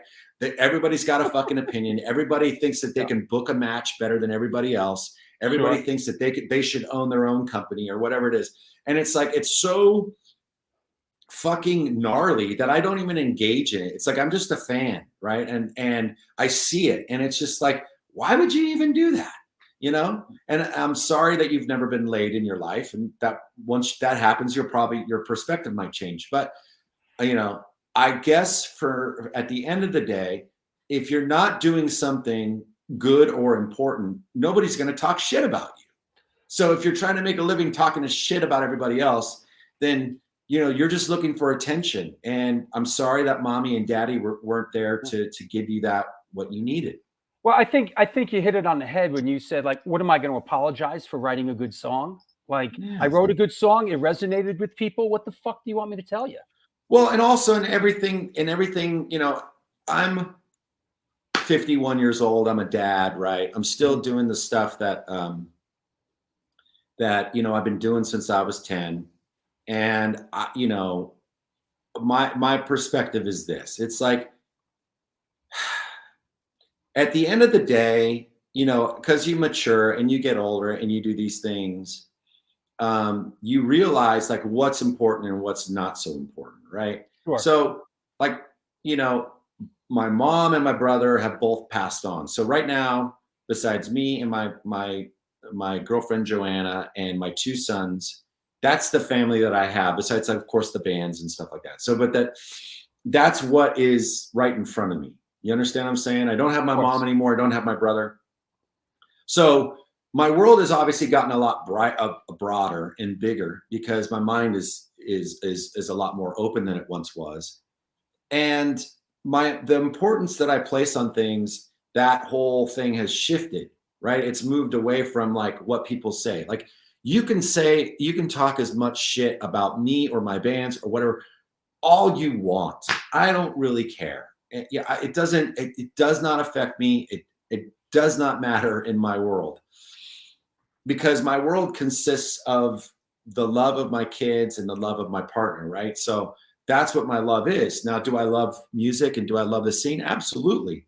But, you know, at the end of the day, like, you know, how I'm going to be remembered is not, you know, by the people that are most important to me. And I'm not saying that the people who have bought my records aren't, but these three people, and if we have more kids, which I would like to do, and we will, you know, by my family, that's the way I kind of see how I want to be remembered. Sure. You know, I want to be the best dad I possibly can be. And I want to be, but the only way for me to be the best dad I possibly can be is by expressing myself by making music, right? That's why I joined 500 bands, so many bands that you couldn't even remember. But like, because that's what I do. That's what I do. I go in and like, you know, and I want to make music, and that's what's in me. That's the big part in me. Sure. So, you know, for me, I'd much rather be remembered as the dad who had the time to play Magic the Gathering with with his kids. You know, not that my 15-year-old wants to play Magic the Gathering with me anymore. He wants to listen to fucking Playboy Cardi and fucking go out and hang out at parties with his high school friends. And that's totally cool because I'm a square now. I'm, you know, but it happens to the best of us. It does. But like at the end, you know, what I do know is that the music that I've made, you know, and it's told to me every day in some way, shape, or form, how much it's made an impact on somebody's life. You know what I mean? Absolutely. And that to me is all the validation I need in the world. And I never went out there and chased the hug. If anything, I was opposite. I was always the one that did the interviews, and I was always the one that was out there talking to the crowd when we play live and stuff like that. And that wasn't like by a conscious choice. It's just because, you know, that's just what it became, you know. And that's the thing with Rancid. It's like everybody is an individual, you know. So I don't know. I'm getting lost, but anyway. Hey, it's okay. I want to bring a friend of ours on, a big supporter of the show, a great New York guy. I'm talking about Mr. Warren Lee. Whoa! Whoa. There you go. Bam. How you doing? Hold on a second. One question. What? Are you high as fuck right now? What do you fucking think? Of course I am. It's a Sunday. It's a Sunday. It's a Sunday. So you better. It's a day that I'm actually in Atlantic City right now, hanging out. So hell yeah, I'm high nice. All right. So any day that ends with Y, Warren Lee is fucking high as shit. You know this. You know this, man. What's happening? What's happening, Ninja? What's going on, guys? Hey, let's chop it up a little bit. Tell us about how you got connected with Lars, and tell us a little bit. I know you've been on the road with him. Tell about this legendary work ethic of his. So yeah, this guy's the fucking hardest working man in show business. So he's fucking everywhere, right? Fucking flying around, recording records, playing shows, doing his own shows. If you haven't caught his solo shit, you really should, because it's fucking really, really, really amazing, right? So my man's fucking really talented. So there you go. Thanks, Warren. And how did you guys meet? Just through, like, I guess, you know. Bullshit. Tell them the story. Don't try to bullshit, motherfuckers. Don't try to bullshit, motherfuckers. I know you're high as fuck, but come on, bro. Story, man. Well, Warren used don't worry, the fucking casino will be there to take your fucking money in 10 minutes. Yeah, I played in a band called I played in a hardcore band, right? And we were playing Oakland. And I played in a hardcore band called 25 to Life, and we were playing Oakland, all right? And we used to cover an Agnostic Front song. Right.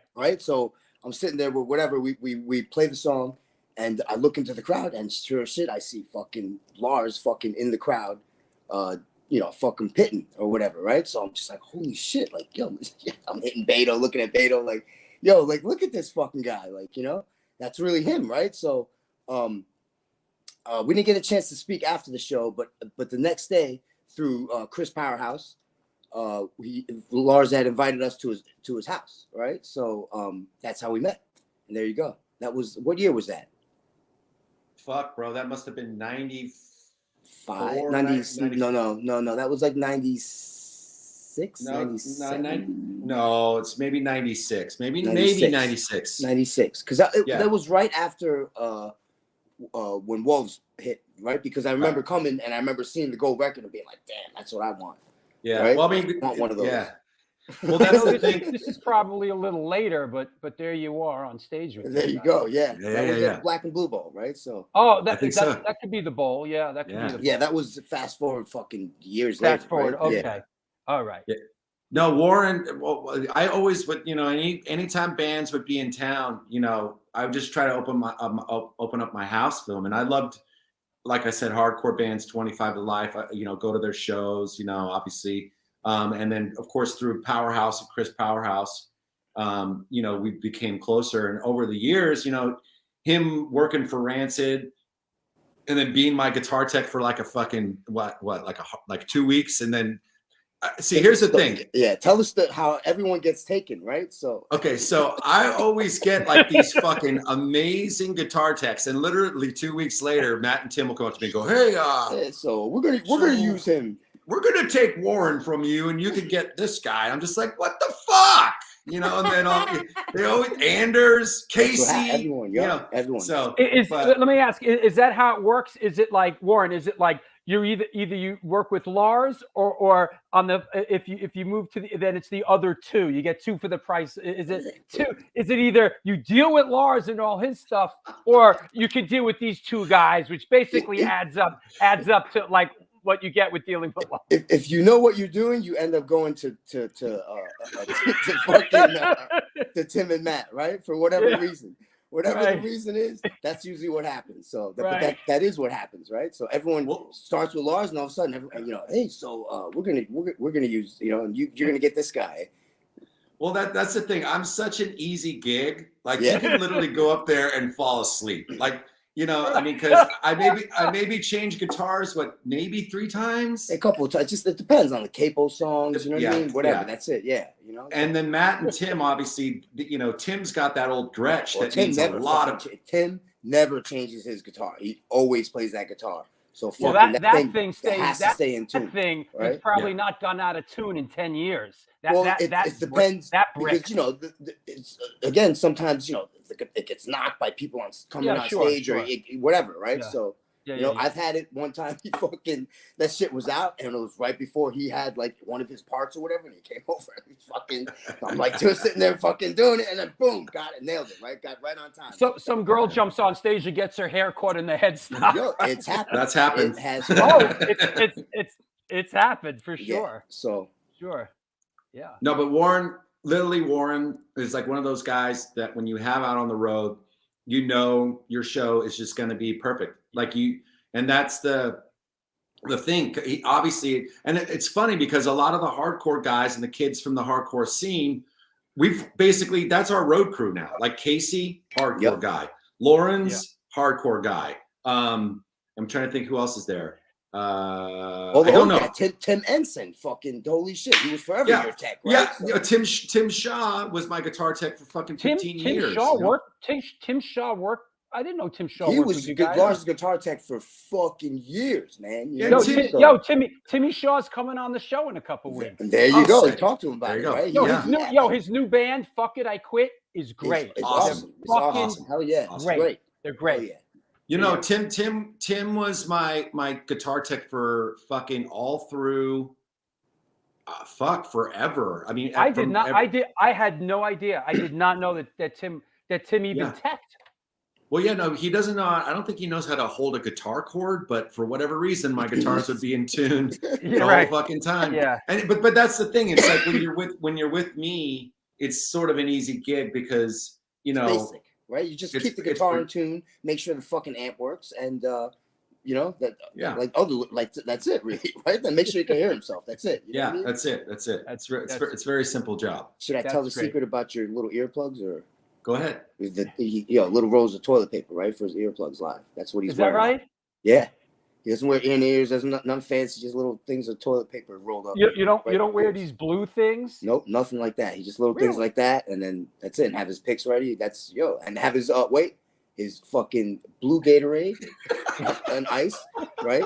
That's you gotta have that. That's like his crack, right? That's his right. You know what I mean? He drinks that and he's good to go. All right, but Warren, when we're in Japan, I was just gonna say, if we're in Japan, then it's what's the shit called again? I'm spacing. Bacardi Sweat. That's Bacardi it. Sweat. Yep, Bacardi Sweat, and dude, we were able to get cases back from Japan that one time. That's right. That's lasted right. quite a Does bit. it have to be the blue Gatorade? Yes, it has to be blue Gatorade, dude. It's got to be blue. Is there like Lars? Is there like a little? Is there a meltdown if it's not blue? No, I don't really melt down. I'd say Yeah, I'm not a meltdown guy. He's kind of one of those. But I can't. And then you just go explain it to him, and he goes, "Okay, cool." Thankfully, he's a reasonable man. So let me tell you this. Remember in Denver, Lars, when your amps went down. Yeah. Right. So we run. We have one amp, and then we have another one as a backup for him live. Right. So that night, both amps fucking went out. Both his amps went out. His backup. We go right. So we're sitting there, fucking, all right, trying to figure this out. We end up grabbing 7 Seconds, who was who opened up the show. Sure. Their amp, right? And I forget what it was. Lars, you remember what brand it was? Whatever it was. I go to put it on to plug it in. Lars looks at me, goes, "I can't use that." And I just look. I go, "Bro, if you don't use this, we don't have a show." He goes, "Oh, okay, cool. Plug it in." There you go. That's it. Yeah, I that's the thing. I feel like the way that I've been able to. I feel like no matter what you play through, you can make it sound good. You know what I mean? Well, you just got to put a little effort, right? It's in, your tone is in your right hand, right? So that's part of your tone. As long as you have a Marshall fucking, an amp, he's going to sound good. So, Ross the Boss was on the show, and he said, it's all in your right. It's all in the right hand. He really, people were asking about gear. He goes, gear is, I'm not a gear guy. I'll go, fuck. It's all in the hand. That's what listen, Ross said. As a guitar tech, I can tell you, I've checked many different guitar rigs, right? And I can get it as close as I can. But when, let's say, like Lars or Gary Holt comes up and I hand off that guitar to them, they start playing it. I'm like, how come it doesn't sound like that? Because I don't have that right hand. Here's the guilty party right here. Look at this brick that this guy's playing, huh? Holy shit! That I love that fucking guitar, dude. That guitar is fucking. But it's nervous having that thing, right? Because we just where is it? Like, where is that thing right now? Like, is it next to me? What a beast! Yeah, keep it with me, Yeah. All right, hey, Warren, bro, I love you, man, and thank you for all your support through the years, man. Absolutely, I love you too, man. Love both of you guys. Love you, bro. And we're giving you good energy to go down to the casino with your brother right now. Right now he's passed out on the floor because he's high as fuck. All right, so he ate too much at the buffet right now. Right. Well, Royce, you know what? Royce better get up and put his face on this fucking video so I can tell him I love him. I don't have makeup on. Oh shit! What's up? Man? Good to see you, bro. You too, brother. Good to see you, Royce. Good luck down there in the big scary casino. Hey, before you go, Warren, someone's asking a question, and I'm going to answer for you. Okay. Hey, Warren, are you ready to spill on the Kerry King project? I've asked that question every time you've been on. No. No. Anyway. No. Come out when it comes out. You'll hear it when you hear it. Leave us alone with the Kerry King project. It's coming. Don't worry about it. Relax. Yeah, chill. Fucking chill. All right, Warren. I'll talk to you soon, man. Love you, bro. Love you too, bro. I'll see you guys soon. All right. All right. Thank you, guys. Awesome. All right. I love him. I mean, that's the thing. Me and Warren have grown super close over the years, and he's my brother. And besides all that, but it's just the things that we can the conversations we can get in, we can lose ourselves, Yeah, that was worth the price of admission alone. Yeah. That was fucking hilarious. You know what? Let's take advantage of this opportunity here. Let's take a quick sponsor break. If you got to go with that, whatever, we'll come back. I want to talk wrestling with you, having Of grown course. up in New York City and been to matches at Madison Square Garden. And let's talk about some of the other bands and some of the stuff you've produced, okay? Okay. I'll see you in a couple minutes. Okay. Well, there you have it. This is the New York Hardcore Chronicles Live. Our guest today is Lars Frederiksen. We are doing it big time. Don't go anywhere. There's still lots to talk about. Since 1992, Generation Records has been a mainstay of the New York metropolitan area music scene.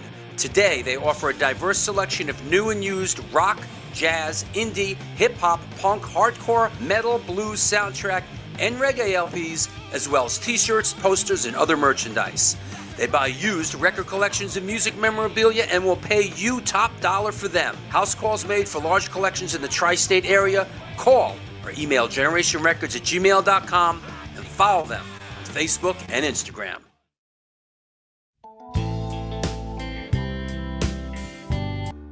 Hey guys, Vlad from Organic Grill. As you can see, we're in new location on West 3rd Street, right by Blue Note and Comedy Central. The place is bigger, kitchen is there. We have more varieties, more food. We are looking forward to treat you guys with great dishes. All Hardcore Chronicles, welcome to Organic Grill. We are going to serve all the events as we usually do, and we are happy to see you guys.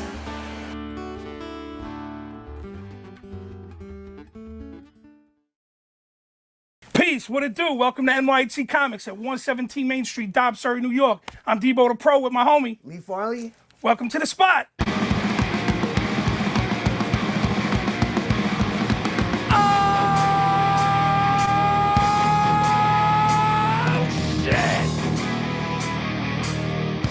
Specializing in yesterday's and today's comic books, rare CGCs, toys, collectibles. Got skateboards, old school tapes, Magic the Gathering, Warhammer. Video games, original art pieces by your favorite New York City and worldwide artists.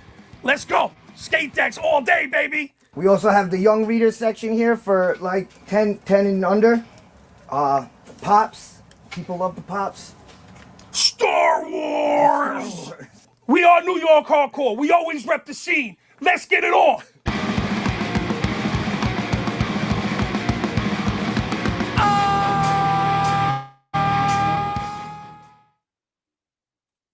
Well, there you have it. This is the one, the only 250th episode of the New York Hardcore Chronicles Live. Hey, I want to mention once again, this show, I couldn't do it without you. Just could not. There's the Patreon address. Please join Patreon and support the show. There's also a super chat function. If you have a question for our guest, do the super chat function. I want to say for the patrons, if you are a patron you don't know, the New York Hardcore Chronicles Volume 1 book is yours for free as a patron. Also, hey, all you patrons out there, I just came across some of the old A7 shirts with all the bands on it that we did a couple years ago. There's 2 different styles. I just found them in a box in the closet for all the patrons. If anybody, I think there's a couple of larges, mostly smalls and mediums. Reach out to me if you would like a shirt. It is free to you, my friend, my patron friend. Also, I know all the patrons probably have this, but if you're a new patron, reach out. Volume 2 is in the works right now. Like I said before, I want to shout all my patrons out today on the 250 episode. So I want to continue with Jay Banks, Bridget Holmes, Stefan Sonic, Lex 2000, Louis Zaretsky, Eric D'Alessio, Andrew Zito, Tires 13, Sam C, Mike Reed, Anthony Mio, original Biohazard drummer, Joe Soldezo, Michael Efronisim, Rick Dennis, Joe Ackerman in Tallahassee, D, Johanna C, Gina Vaccaro, Jeffrey Stano, Michael Tittle, of Grunge and Grime, Dan Luriano, Dave Martin, Nick Lambro, the great artist, Victoria Lynn, Paul Bayford, Portland represent Marla Standing Owl, Chris Goldbach, Brenda Cato, Terrence Colonnade, Frank Molino, Frankie Too Far, Jimmy Kosis, Mike LaRouche, Dan Steely, Joe Frank, Goran Melian, Lisa Fierro, Dean Brooks, the Reverend Paul Bearer. Yo, if motherfucking Paul Bearer can be a patron for a couple bucks a month and support the show, you can too. There's the address right there. Maribeth Israel Ubi, Keith DeWise, Denise LeBlue, Linda Nardelli, Ray Hogan, Timothy Reichel. Big props, man. Big supporter. Zachary Kinney, Matt LaGrady, Craig Holloway, Billy Grazia Day. Don't even get me started on the biohazard shit. We'll talk about that. It's going down. Everybody knows the biohazard shit's going down. And Marla Ohm. As a matter of fact, let's get into it. Coming up on, let me clear this off. A couple things coming up on Saturday, March 25th is the Women of the Pit listening party with a live performance by Ma'afa at our beloved Generation Records. Sunday, April 2nd, Channel 3 is coming to town. ID, Incendiary Device. It's going to jump off tonight. War Orphan, Slashers, and Regicide. Then it's the Black and Blue show in the park. Get your shoes and socks on, kids. It's right around the corner. The date has been moved. It has been moved to Saturday, April 29th. Madball, Murphy's Law, Crown of Thorns, Vulture Raid, and Captures. Don't be scared. Come on down into Tompkins Square Park. The next day, we have one of our free all-ages matinees on the Bowery with Go, Crazy Eddie, Down Low, Chumhuffer, and Crippled Earn. A couple weeks after that, Rampage Fest 5. And then Saturday, May 27th, the New York Hardcore Chronicles proudly presents Leeway, Rebelmatic, Butterbrain, Winterwolf, and Scott Helland. Saturday, June 3rd, this hasn't been announced yet. You're hearing it here first. Kings Never Die, release party at Generation Records. So come on down to that. Hey, listen, what do you want me to tell you? Biohazard's first show sold out at Irving Plaza on Friday the 16th. There is a matinee show. They're calling it a matinee show. I'm not sure why if it starts at 5 o'clock, but it is an old school New York City matinee. Tickets are on sale now with surprise guests to be announced. Very interesting. Get off your ass. Buy a ticket for this Biohazard thing. It's the original lineup. This is going to be great. Saturday, June 25th, it's my birthday as well as Steve Zing from Sam Hain and Danzig's birthday. He is dusting off Morning Noise for the first time in 35 years. I'm dusting off the High and the Mighty. We're doing a set, One Life All In with Don Foos, Concrete Ties, and Chemical X. And we just announced this the other day. Sunday, July 30th at the Bowery Electric. Free. If it's free, it's for me. All ages Sunday matinee. Dog Eat Dog, Kings Never Die, ID, Dead Crew Serial Poets. It is also Stephen Messina. Sunday, August 13th, The Take, Silence Equals Death, Star Car, featuring our old friend Sab Gray from Iron Cross, Ma'afa, and Mr. Pickle. First show in 10 years at the Bowery. It's free. Listen, this motherfucking show is free. Get your ass down there. Support this. Support the scene that supports you. Yeah, we're going to play Road Warrior. Yeah, Road Warrior is going to happen. If it's a High and Mighty show, we're going to play Road Warrior. So that said, that said, I think we covered everything. Let's bring our guest back on, Mr. Lars Frederiksen. Hey, man. Hey, buddy. And he's back. So, a couple of buttons a couple of notes I want to hit. I was thinking about you guys playing Madison Square Garden, and I did my homework, and I know that's something that really resonated for you. Playing the world's greatest arena, and I really related to that because I grew up here in New York City, and we used to sneak into the Garden, for Ranger games and Knick games, and for wrestling. I mean, I saw Bruno Sammartino wrestle in the Garden against Stan the Man Stasiak. You know who he had? Stan Stasiak. He had the heart punch. Fucking punch you in the heart and fuck you up. Ivan Putski. But could you give us some perspective on what it was like playing the Garden? Well, it was the biggest punk rock show in North American history. You know what I mean? It's like, first and foremost, that was like, that was one thing that I didn't really take into account until a few people actually said that to me. It's like, how the fuck are the Misfits, the Damned, Rancid playing Madison Square Garden, right? Like, what the fuck, right? And that's just insane to me. But I mean, you know, I think for me, being a kid and watching, you know, okay, so the allure of that building wasn't because of rock and roll or because of anything other than pro wrestling. So it's when I saw Snuka dive off the cage onto Don Morocco, that's the reason why I wanted to go to Madison Square Garden. Like, Okay. I remember one time me, Isaac, and Toby, like I had never been down there, like even in the area. Sure. And they said, "You want to go Madison Square Garden?" I was like, "Yeah."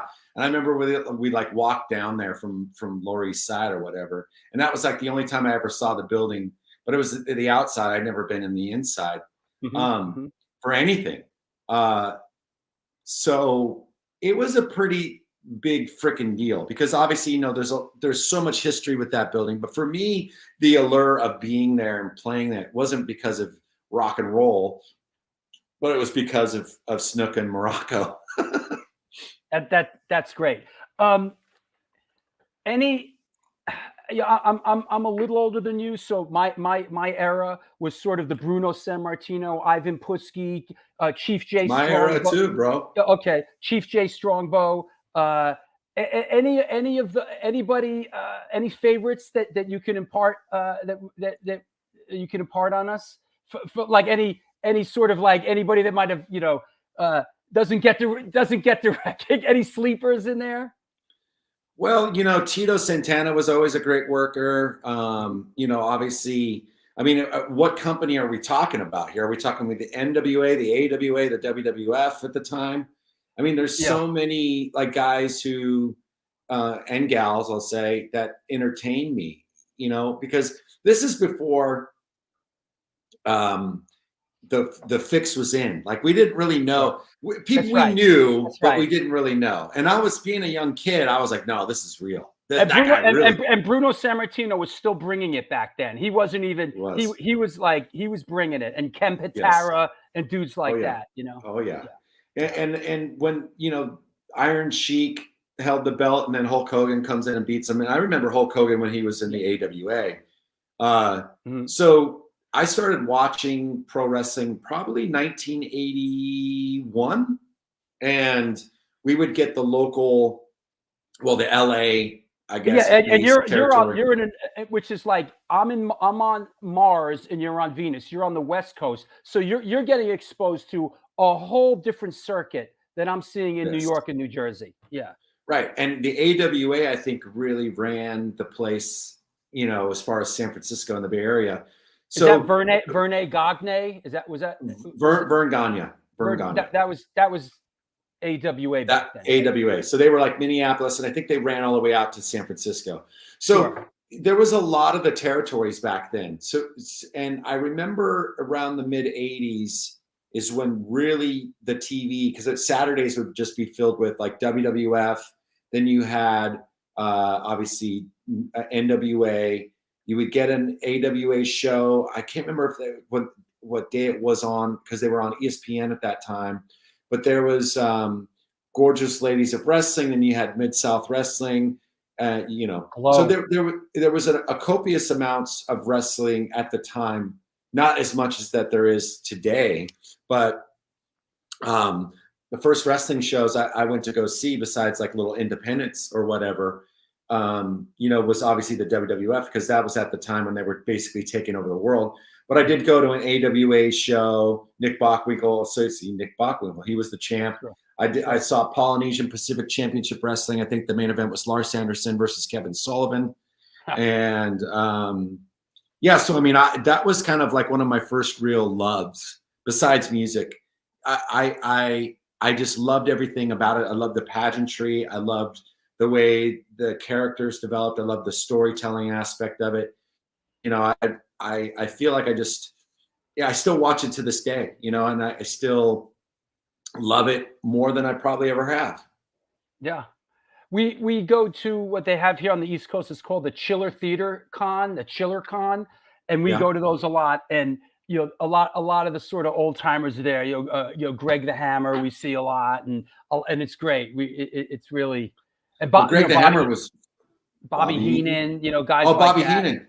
Well, he's since passed, but I mean, you're talking about like one of the greatest wrestling managers of all time. Yeah, I mean, I think anything that was sort of outside of society or the things that you might not, share with your coworkers or your school friends, those are the things that I was into. So I love punk rock. I love kung fu movies. I loved, horror movies. I loved pro wrestling. I loved, just sort of the shit that was sort of not really necessarily like, widely accepted.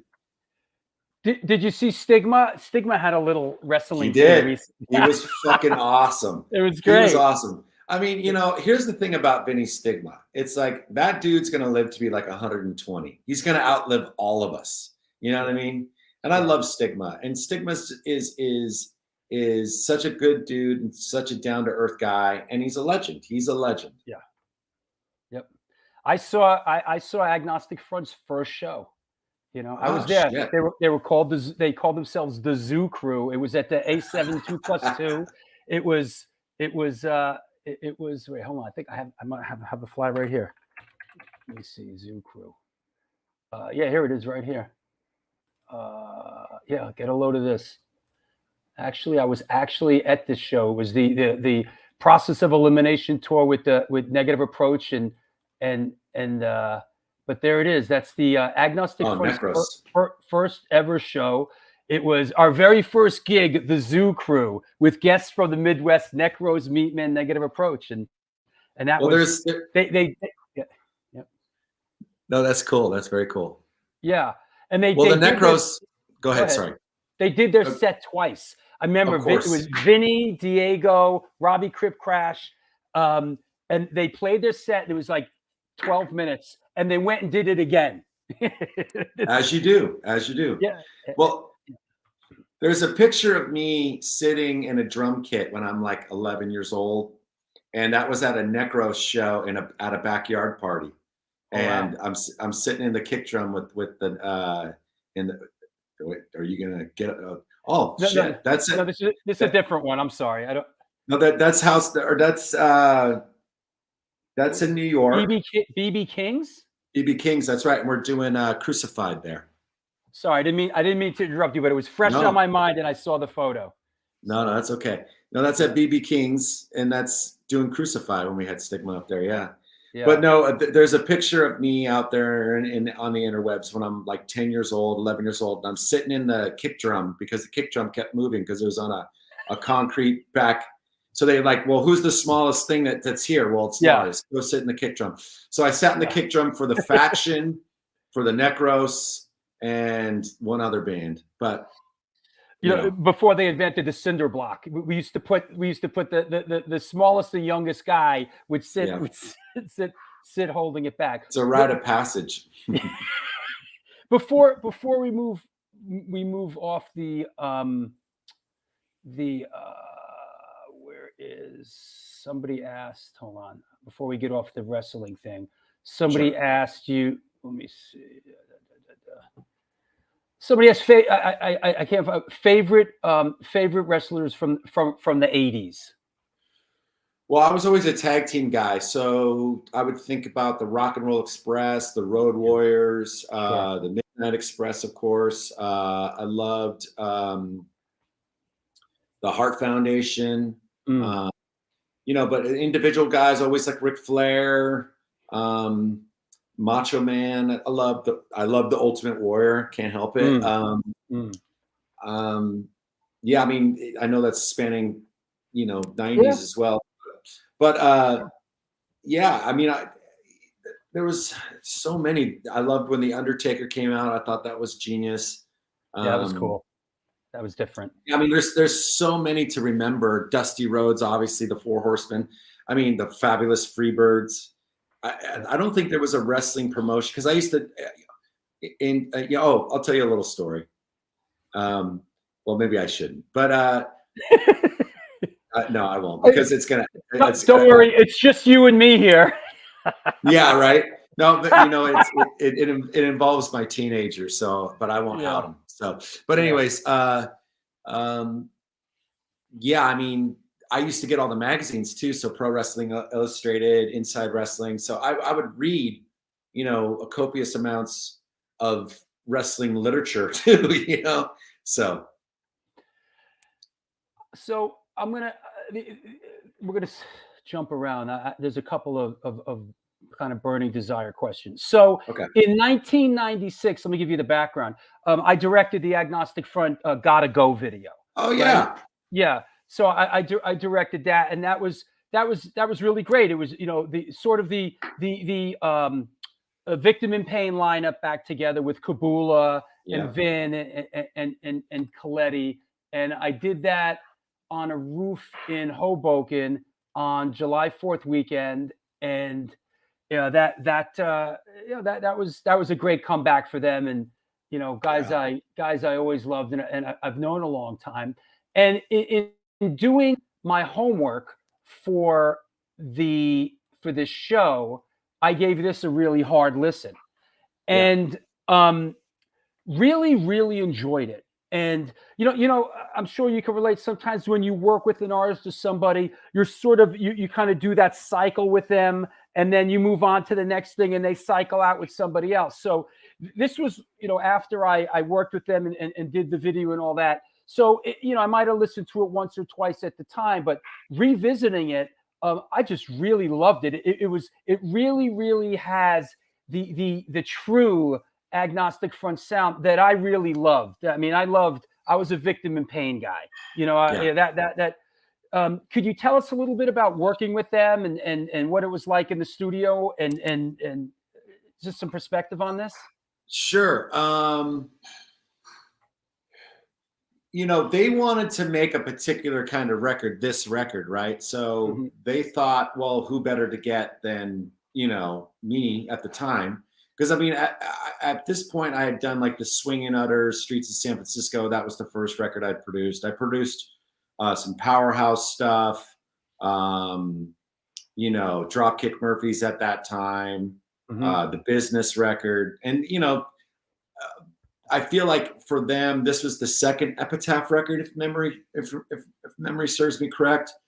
And I knew it was the original lineup, and the songs that these guys were coming up with at the time, it felt perfect. Like, you know, this was all organic. And the one thing that, you know, that's all Vinny playing guitar. It's, you know, here's the thing with Agnostic Front. Like, I remember me and the engineer, and I forget Tim was his name. And it was, excuse me, Tim, this was at Big Blue Meanie, right? Big Blue Meanie, yes. In Jersey, I remember the place, yeah. Yes. And Jersey has the best Italian food. That's where I would get the stuffed peppers. But anyways, so I remember we would be checking, like, what Kabula was doing or what Coletti was doing. Like Coletti, like I think during the recording of that record, like got shot or something like that, and came into the studio. I'm like, he's shot, and it's like, what are you doing getting shot? We're making a record. I thank God his drum tracks were done, but or were they? I don't even remember. But I was staying with Roger at the time, so it was. I remember like we would try to solo them. You know, like, okay, well, what is this guitar? And be like, well, is he doing that right? Like, what the fuck is that? And then I was like, no, Tim, put everything together. And then when you put everything, if you soloed one thing, you'd be like, what's he doing? And then, but when you put it all together, it was like, whoa, you know, it's kabam. There's Agnostic Front. So Kabula was super fun to work with. Coletti was obviously fucking crazy and out of his mind. I mean, they're all crazy and out of their minds, but it was like, you know, it was a very easy record to make because everybody was into being there, first of all. Secondly, everybody was like passionate about what we were doing.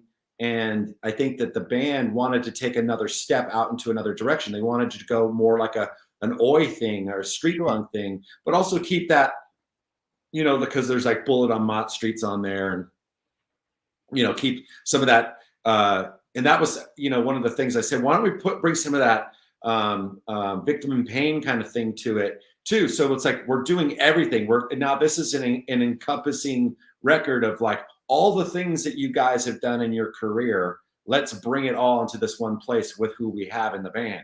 That was kind of like my idea going into it. Now, yeah, I'm not saying that the record was my idea, because it wasn't. It was their songs and it was their things, and I would help with maybe some structures or whatever it was. But most of the time, it was about getting the best performance out of each guy.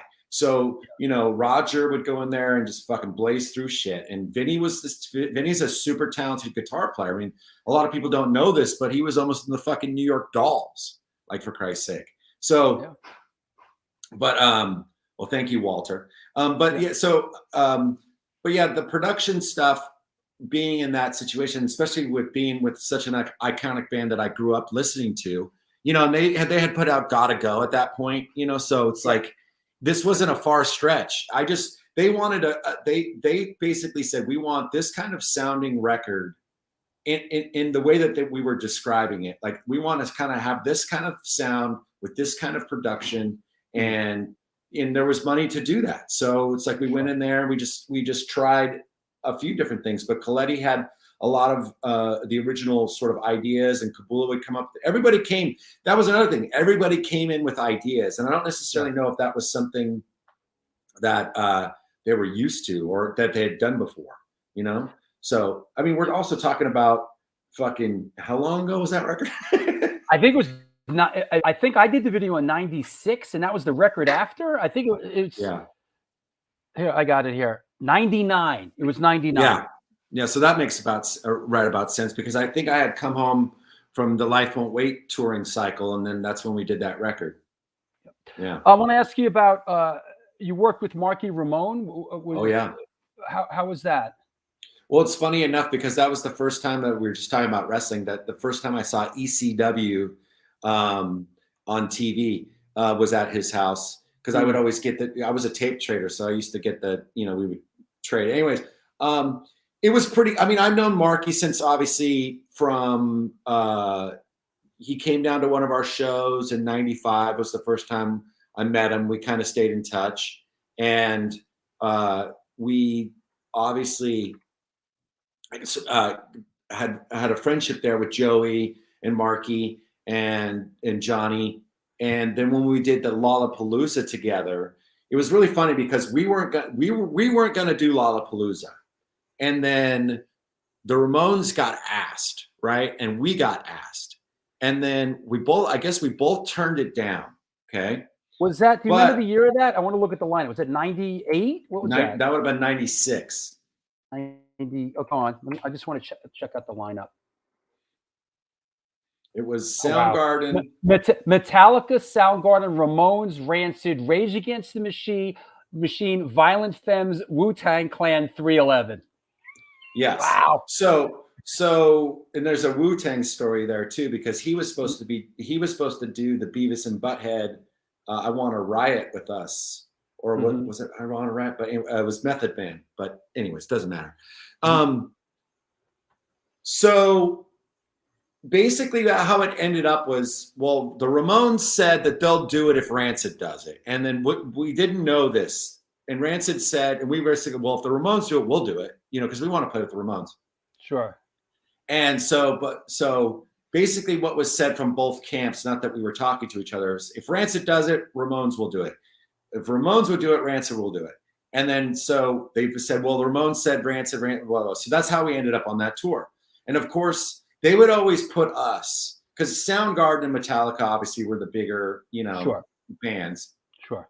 And everybody, they treated them like, of course, they were. But I'm not saying anything against Metallica or Soundgarden, because they're both very lovely people and treated us with nothing but love and respect. But they would always we would call it punk rock jail, because the furthest dressing rooms in the back is the longest walks.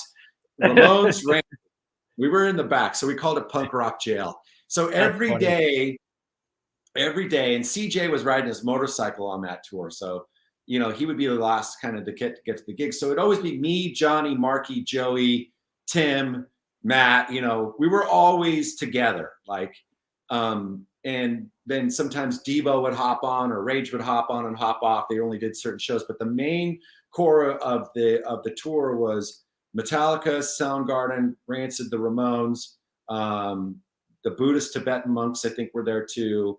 Screaming Trees, and maybe another band. I think. So every day was like a different adventure with the Ramones, because that's who we were with, Sure. 24/7. So this is when the friendship really got core and really like solidified. And there's one show, I remember it was the first time my mom had ever come to see us play. Wow. And it was at Spartan Stadium in San Jose where the Earthquakes used to play. Well, as a kid, I used to go see them. And it was a big fucking deal because now, I'm coming home and I'm playing Spartan Stadium. And I remember Rancid's about to play. And I remember Devo was on the show. And I'm looking everywhere trying to find my mom, right? I can't find my mom. I had left her with Marky in the Ramones dressing room because Marky said, go do your thing because I had to do some press. Go do your thing. I got your mom. Don't worry about it. I'll take care of her. So I go back to the Ramones dressing room to find her. And Marky's in there. And he's like, yeah, she left. She said she had to go to use the bathroom. And that's the last I saw of her. So now I'm like running around trying to find my mom because we're about to go play. Right? And she's there to see me for the first time play live with Rancid. And I finally just out of I don't even know why. I opened up Devo's dressing room and there's my mom hanging out with all the Devo guys. They're all in their yellow jumpsuits with their fucking flower pot hats. And my mom is sitting there holding court with Devo. And I'm like, what the fuck? I go, Mom, come on. We're about to play. You can't bother Devo. And my mom's like, turn around and all the Devo said, what are you talking about? She's here, blah, blah, blah. You get out of here. You blah, blah, blah, blah. So I'm like now getting dissed by Devo because they want to hang out with my mom. But anyways, it was really kind of a funny, awkward situation because, never in a million years would I think my little Danish mother would be hanging out with Devo, capturing all of their attention because she's, she was a great storyteller. She was very, personable. So anyways, long story short, or long story longer, excuse me, to do the Marky Ramone record, he called me up and he said, hey, do you want to do this with me? And I was like, yeah, for sure. And I learned a lot from him doing the recording. We did it at the same place we had done Life Won't Wait, if memory serves me correct, because he came down for the Life Won't Wait recordings. I think, and we did some of it that was in Williamsburg and Brooklyn before Williamsburg was what we know as Williamsburg now, right? It was a fucking ghost town. Which is even beyond that now. It's even beyond that now. Forget it. Well, it was like you were taking your life in your own hands, walking around there after dark. So there was like the Hasidic part of it, and then there was like the really dangerous part of it. Exactly. So and yeah, we just made the record. And I learned a lot. He bestowed a lot of information to me, and I thought the songs were really good too. So and he had a good band. And I remember recording Joan Jett for that. And that was the first time I recorded Joan twice and been in the studio with her. And she's phenomenal. And just to work with, and that was kind of a big deal for me too. So, but I just remember Marky, he's one of the funniest fucking guys in the world, and just him and the way his wife opened up their home to me and I stayed and took care of me. I'll never forget. Big car lover, right? Old hot rod guy. Yeah. Yeah. Well, he had an old Cadillac. That's what we would take to the studio every day, and I got a lot of stories, but none for the public consumption. Let's. I know we're going on here. If you need to tap out, let me know, and I'll wind it right down because I know you. I know you got kids or whatever. The kids are not here this weekend, so okay. Our friend Christopher Valdez asked, ask him about doing Saturday Night Live in the '90s. Yeah, could you give us any perspective on it? I know that must have been an incredible highlight. I just remember, because Saturday Night Live, that was literally the only TV show that we did for Wolves, because we found everything, because we wanted the music to kind of do the talking. But when Saturday Night Live comes calling and you're like, well, wait a second, fucking the Specials did Saturday Night Live, Fear did Saturday Night Live. That wasn't going to be something that we weren't going to do. So that kicked off a Canadian tour. So what we did is we it was November, I think, of 95. It was, yeah, it was November 95.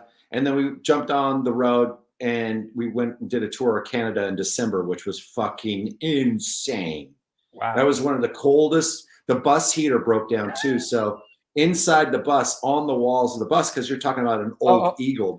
And our friend Mark Tolch in Toronto says, I was there in Toronto. So it was fucking cold, but there was an inch of frost on the inside of the bus. That's how cold it was because of the condensation and everything else. So everybody was sick. As a matter of fact, that tour ended off with Rancid doing 2 nights at the Fillmore, and Matt Freeman had pneumonia, and it was so bad that he barely could get up on that stage. But that's the way what we would do. I mean, I had pneumonia out on the road. Everybody was sick out on the road. We just played through it.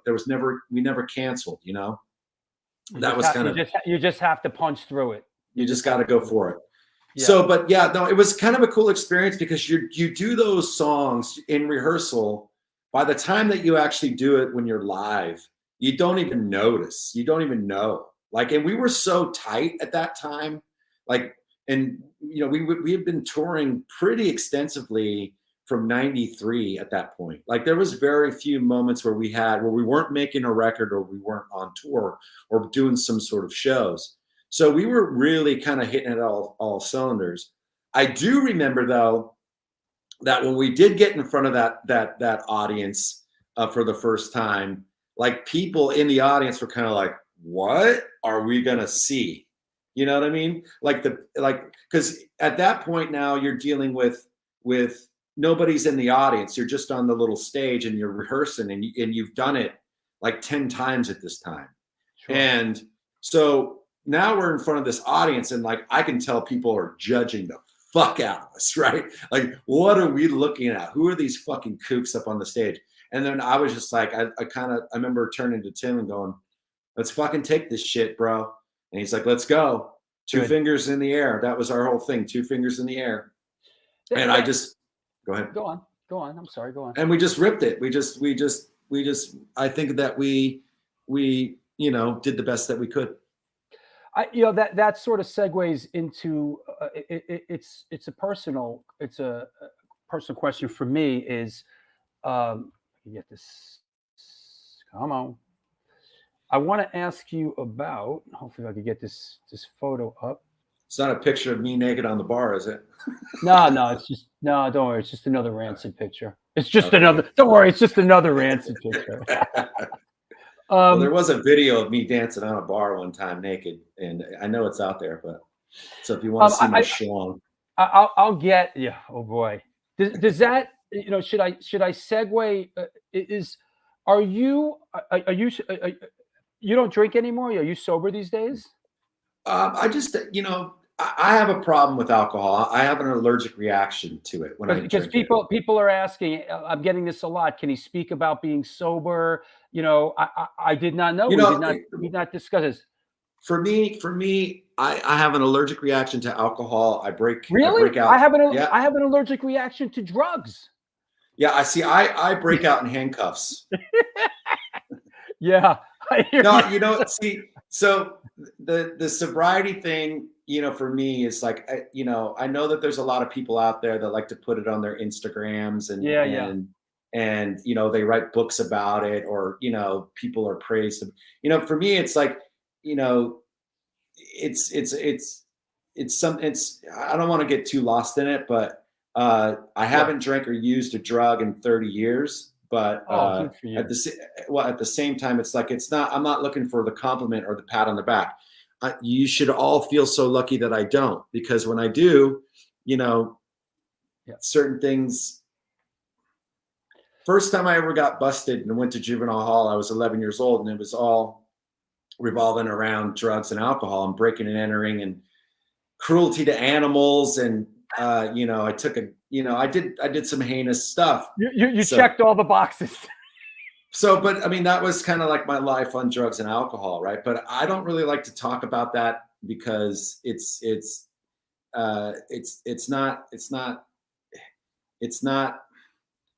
not relevant to what we're doing here, and for me anyway. And you know, I'm not a poster boy for it, because I may drink a bottle of Jack tomorrow, and then you know, so I'm not a role model for your children. I'm not you know, I'm not a Michael Jordan for sure. I'm not that type of person. For me, it's like, it's better for society at large that I'm not drinking and using, you know? So, Right on. and it's not like a little catchphrase so I can get attention this week. It's not like, look at me, I'm sober guy now. I'm not going to write a book about it. I'm not going to, you know. You don't need the cookie. No. See, that's the problem. I think that, like, you know, it's the attention seekers. So it's like when people actually, you know, when people are actually sick or in trouble, like, there's so many people that play the victim in society now, that like the true victims get overlooked. And it's such a shame, you know, that our culture sort of breeds this like American fucking, you know, what do they fucking call it? Like, what was that stupid reality show where people would go and sing, whatever the fuck it is, America's Top fucking whatever. Yeah, America's Most Wanted. No, that's the other one. No, I've had friends on that one. Yeah. But you know, like, it's like this culture of like, all we have to do is show up to this place and audition, and where we're going to become a superstar kind of thing. It's like there's no grit in the world today. I guess for me, it's like, I don't come from the everybody gets a trophy generation, everybody gets a medal. It's like, anything that I've ever earned, I've never taken a handout in my life, and I've worked really hard to achieve what I have. And I don't have any apologies, nor will I apologize for my behavior. And if you don't like me, you can fucking eat a dick. Like, I don't give a shit. Like, I don't care about anybody's opinions. Like I said earlier on in our broadcast, that like the opinions that matter to me are my 2 sons and my old lady, and the future children that we have.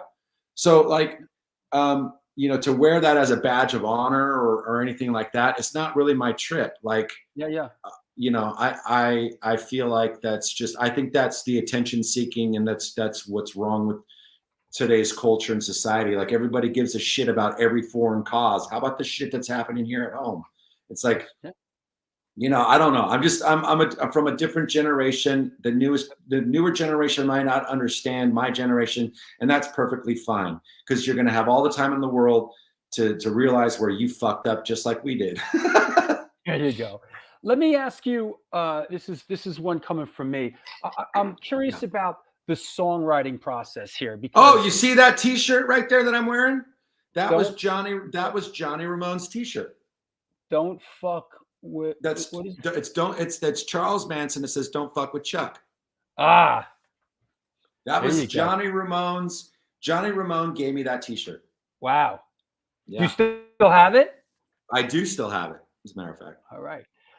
Question about the songwriting process.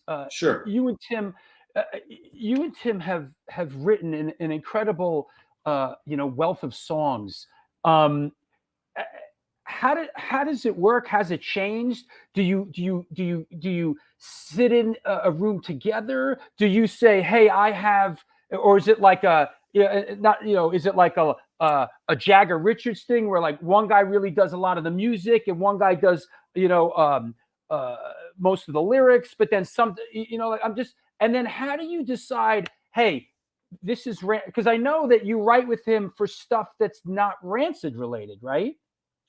Well, the thing with our process from the very get-go, like, you know, we wrote Junkie Man on Stormy Shepherd's steps in Salt Lake City before our show there. Like, you know, he's like, you know, I was playing that little riff and then he put the chords behind it and then the lyrics happened, right? And then Lock, Step and Gone we were in Detroit, Michigan, at a really shitty hotel. And that just kind of came out of the ether.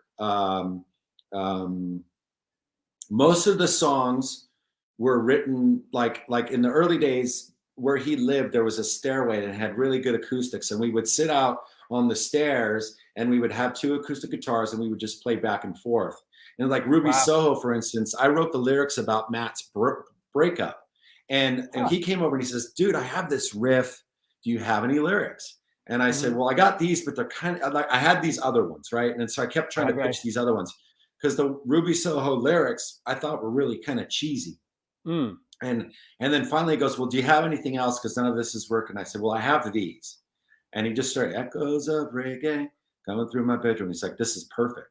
So it was like, you know, next thing you know, like we're, you know, sort of creating this like way that we're doing it. And now traditionally how we're doing it is me, Matt, and Tim in a room, and we got guitars and we've got, you know, we're all kind of sitting, we call it the chicken coop, right? And we just sit there and we don't have any, there's no bad ideas. It's like, this is the creative process, right? So we're just throwing, and we've been playing together for so fucking long now that I kind of know if he's going to, where he's going to go, if he's going to make a chord change or if he's going to do certain things. We're pretty much in sync with each other. So sometimes it starts with just, you know, a little idea here or,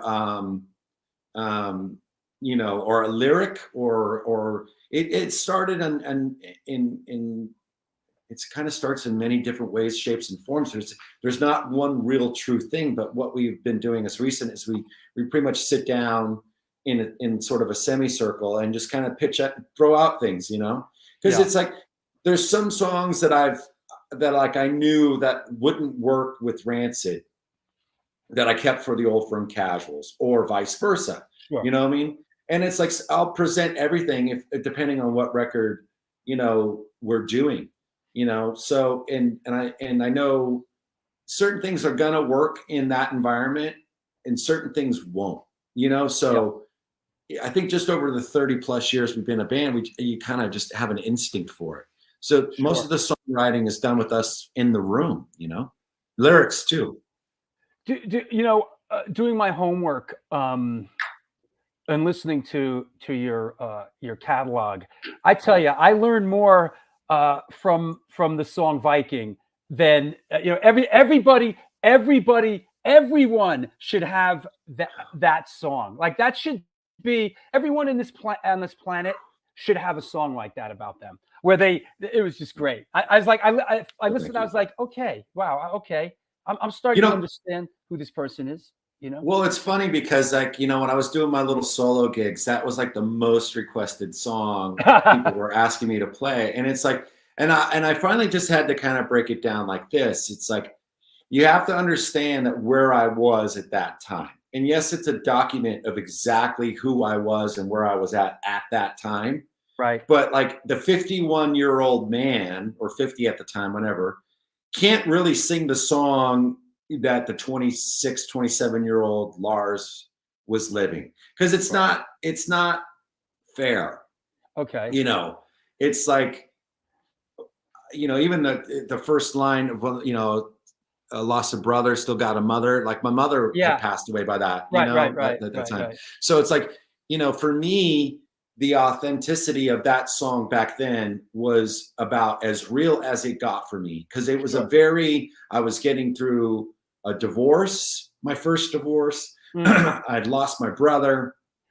You know, I had literally nothing because the divorce cost me everything. I didn't know where I didn't know, like there was a lot of personal stuff going on and I was like, fuck it. I'm just going to lay it out on the line because I don't care, because if I might not take another breath tomorrow and this is just what's real for me at the time. And I think that's probably why it resonates with so many people. Absolutely. I mean, it's just very heartfelt.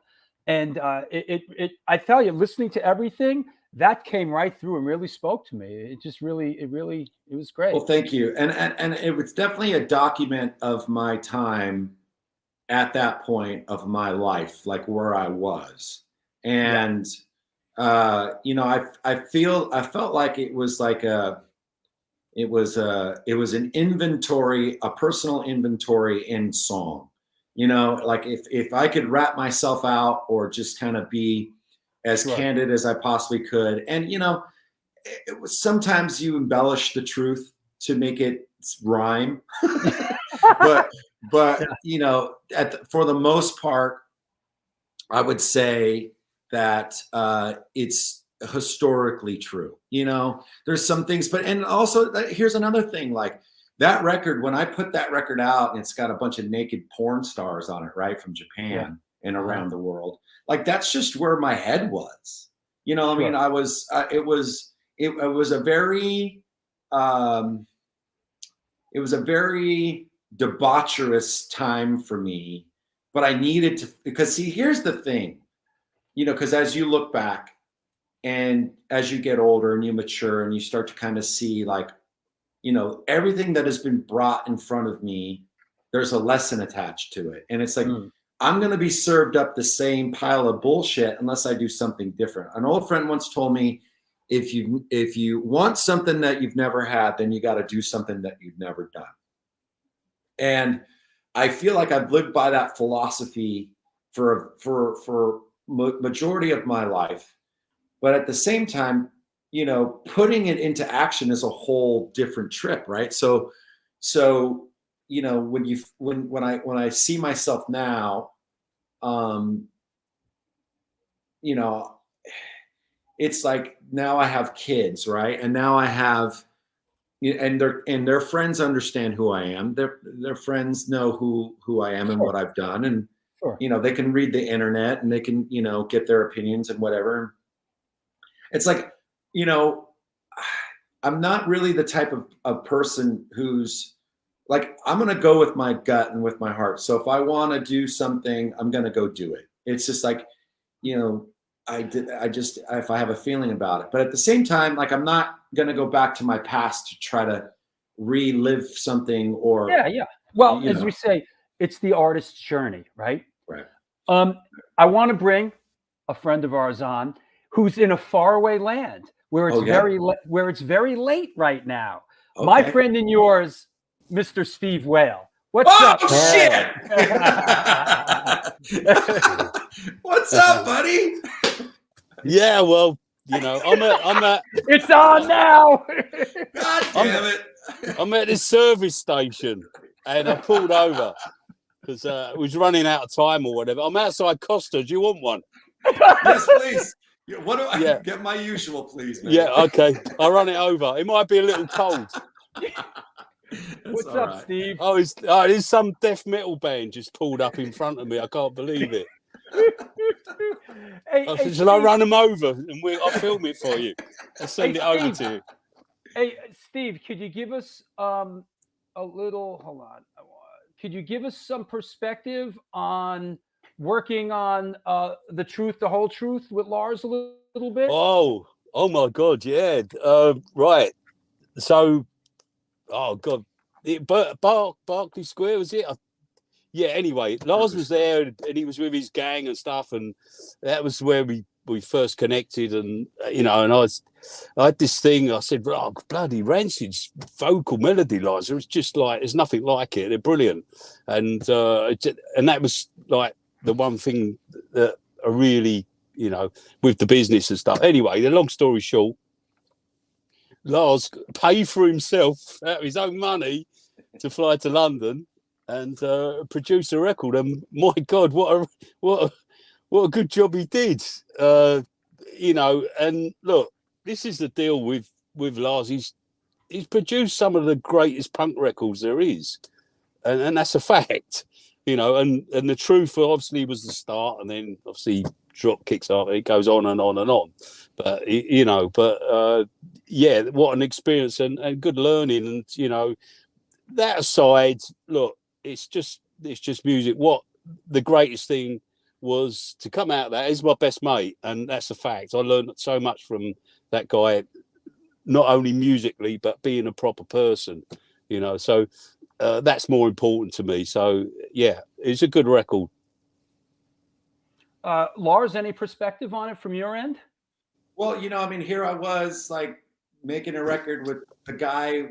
One of the reasons why I wanted to play guitar, you know, and one of the bands that made me fall in love with this music. And when we went in there to do it, like it was something else. And I think that we all sort of felt that we were doing something pretty goddamn unique, you know, and just the way that song, you know, that whole record, that record kicked off a whole genre of what we know is now street punk and oi music, like modern day.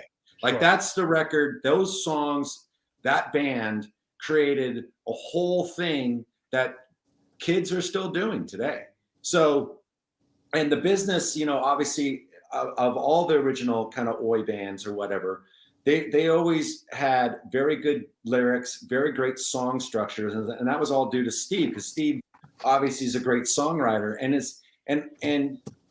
he's become not only like one of, you know, my best friend in the world, but also like a songwriting partner. Like we've co-written songs for the Old Firm Casuals together. It's like when I'm going to see him in about, I think, 2 weeks, and I'm sure we're going to write 10 songs together. That's what happens. That's what happens. I mean, we've done less than from, you know, I mean, we've written, you know, handfuls and handfuls of songs, and just Oh, Lars, the best one. Do you remember this? True, this is absolutely true. I had this crazy little vehicle. What would you just like? You know, like Peter Sellers in you know, Peter Sellers when he did in Pink Panther, and that little tiny thing went down the hill into the swimming pool just as they was getting the other one out. I had like this fucking crazy thing that, or like a Russian had designed it or something, right? And Lars and me were squashed into this, going to West Ham football or something. I don't know where it was. And we as we're driving along, we wrote "Spirit in the Street" in a van. Right. Well, so Lars, in a situation like that, is someone writing something down? Like, how does this? Yeah, well, so Steve's driving, right, and it's like one of the. It's basically like a Tonka truck. It's like it's a small Toyota. It's like a 2-person cab. You know what I mean? With like a little bed. It was smaller than a Mini. You know what I'm saying? But it's like a little truck. And so we're in there like this, right? Because that's how much room it is. And Steve just, you know, is blurting out ideas, and I'm just writing it down. You know what I mean? And then that's how we used to do it, man. It's like, you know. Yeah, we just come out the studio, so when you're in that buzz and that frame of mind, you don't really stop. So it was funny. You know, it still makes me laugh to this day. Just you know, just this little, and it had this radio on it that only could pick up one station, right? And it was a bloody country and western AM station, and it used to crackle like all the time. But I loved that vehicle. I really miss it. Yeah. Well, there was a lot of history in that vehicle. For Christ's sake. I just remember. You remember when we went to master the record, and so so the band left me with the mastering because we were doing the sequence, and you know, because when you master a record, you sequence it at the same time, which means the order of the songs go. So these guys go, all right, we're gonna go down to the pub. But where we were mastering it, there was like 500 pubs. It was like a whole area in London where it's just nothing but pubs. What is that area, Steve? Remember? Yeah, that was London Bridge, the famous where all the, you know, never mind the bollocks, the Clash and all that was done. That was that. Metropolis. That's what it was. So there was a question I had as I'm sitting with the mastering guy about like where this song go, and I know we had discussed it, but I had forgot. So I'm literally like, okay, we only have a certain time here to master it, so I have to go outside and try to find out what pub they're in. So I've literally run to like 10 different pubs, and I finally find them, and I said, do you guys want to do this song here or there? And so then I had to run all the way back and try to find the place again. And then, but yeah, I remember that part too. But it was that was an incredible experience for me. And it really, I think, you know, as far as like the production part of my life, like a lot of that was the record that I think people, why they wanted me to produce them was because of that record, for sure. That's awesome. That's great. Yeah. Hey, Steve, what's happening over there with the music? What's up next for you? Oh God, yeah. It was a show with GBH and you know where League sample. It was all my friends sort of thing. And you know what? It felt really, really good. I went out on stage. I was really up for it. I was, showing off, and as you do. And we all the bands were backstage, and we hadn't seen each other for a long time. It was just one of those really great vibes backstage, and I loved it. I got the buzz for it again. So, well, obviously, we're Steve Kent and me are just going to go in the studio and put some stuff down and see how it comes out. I think.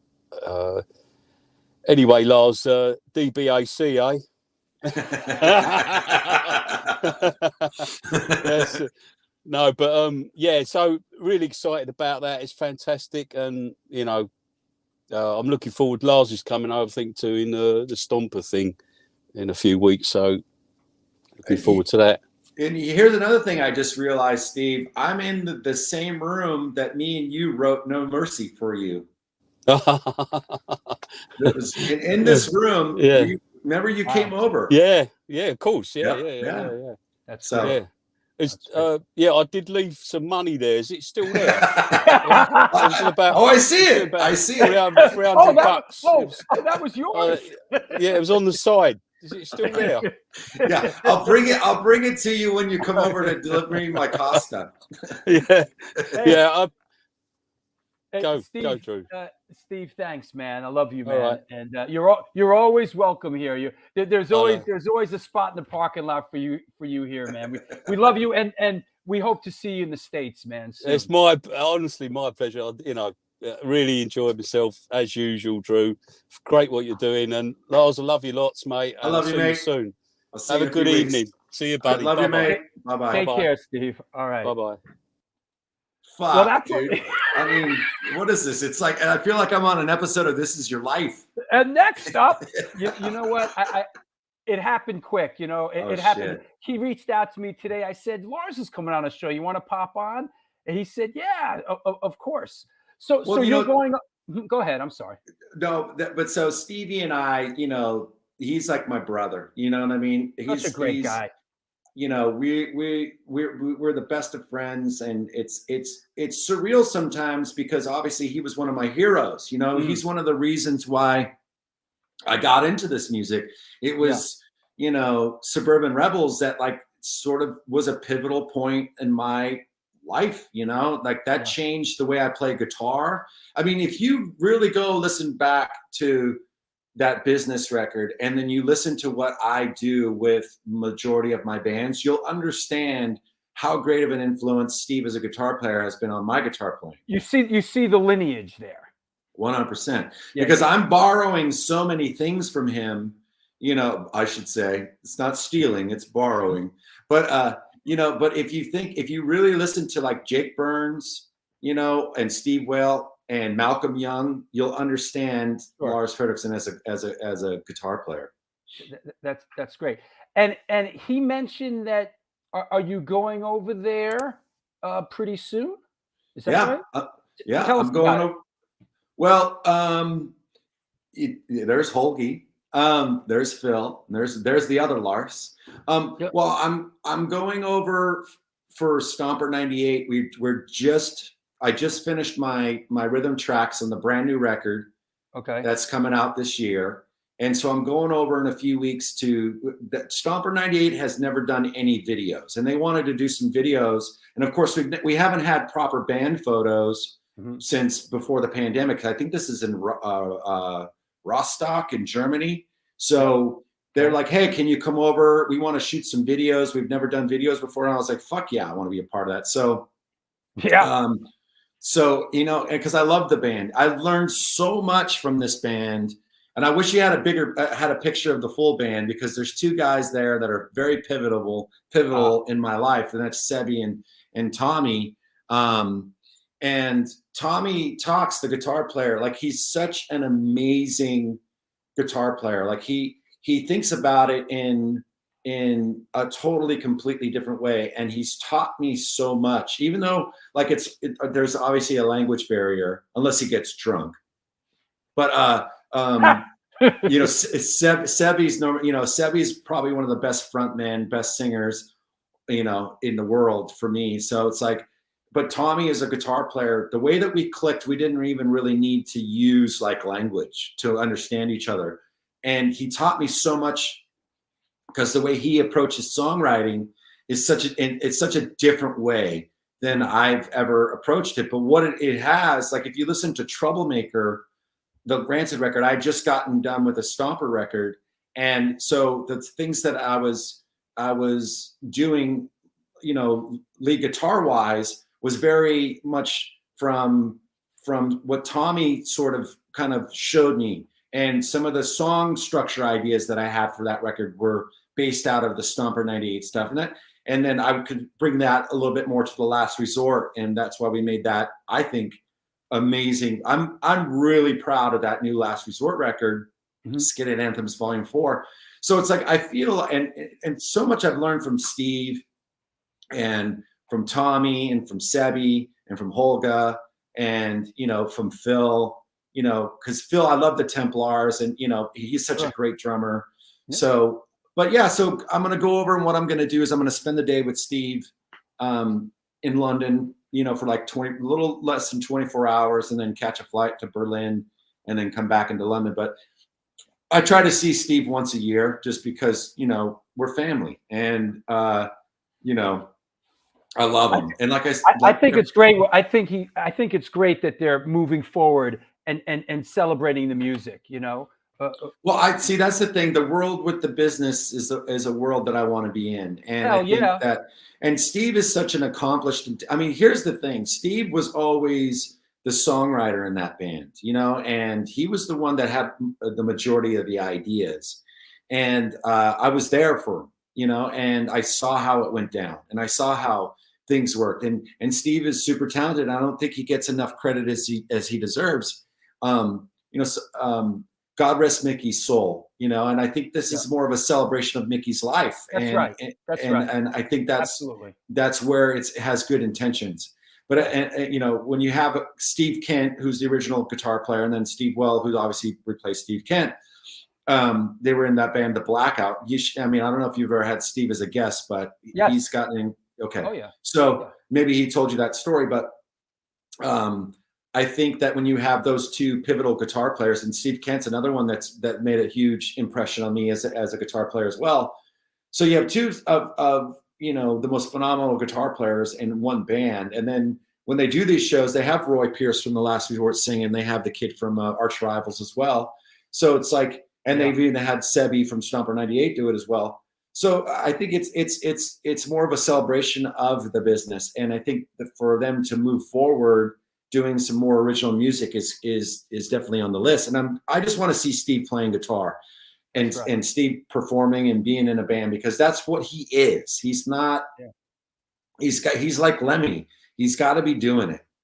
I agree with you 100%. It's a celebration of the music and people want to see it, and it's a joyous event. And, you know, I think a lot of music is like that, you know, at this point, you know, I think a lot of music and bands, and I'm sure you have people go, oh, you can't do that, you know, Ronnie Van Zant is dead. That's not Leonard Skinner. It's a celebration of the music, you know. Well, that music changed so many people's lives, including myself, and I'm sure you as well. So I don't necessarily need to don't believe it needs to stop. You know, I think it needs to continue. Sure. A couple quick ones, and we'll wrap it up. Is Rancid working on anything now? Is there anything in the hopper with Rancid? Well, we're going to be going out on, you know, we're obviously playing a bunch of shows this year. Some of them have been announced, some of them haven't been announced. So the ones that have been announced, obviously Punk Rock Bowling will be doing that this year. Yeah, I saw that. We're done with the new record. It should be out before we go out and start playing some shows. That's all I really want to give you on that, because that's enough. More cards to our chest. So there's new Rancid music this year for sure. I think it's one of the best records we've ever done. I always say that, but this one, I truly believe there's one track on there, the first track of the record, I think is one of the best Rancid songs ever written. I'm super proud of what we've done, been able to do with it. you know, I mean, we're going to be going until we can't go anymore. You know, that's the thing with that band. Yeah. Is a I'm not sure what this means. What's going on with OFC? Old Firm Casuals, I think they're Oh, abbreviating. okay. Old Firm. Okay. Well, so here's the thing. Like, as you mentioned at the beginning of the show, how many bands? I play 4, right? 8? So a lot, right? Yeah, So yeah. I think for me, what happened? Well, that was like, well, there was 2 things that went into that. Number one, you know, obviously there's the artistic part of me, but then there was the unhappy marriage part, right? That I'm now out of, right? I'm divorced again for the second time.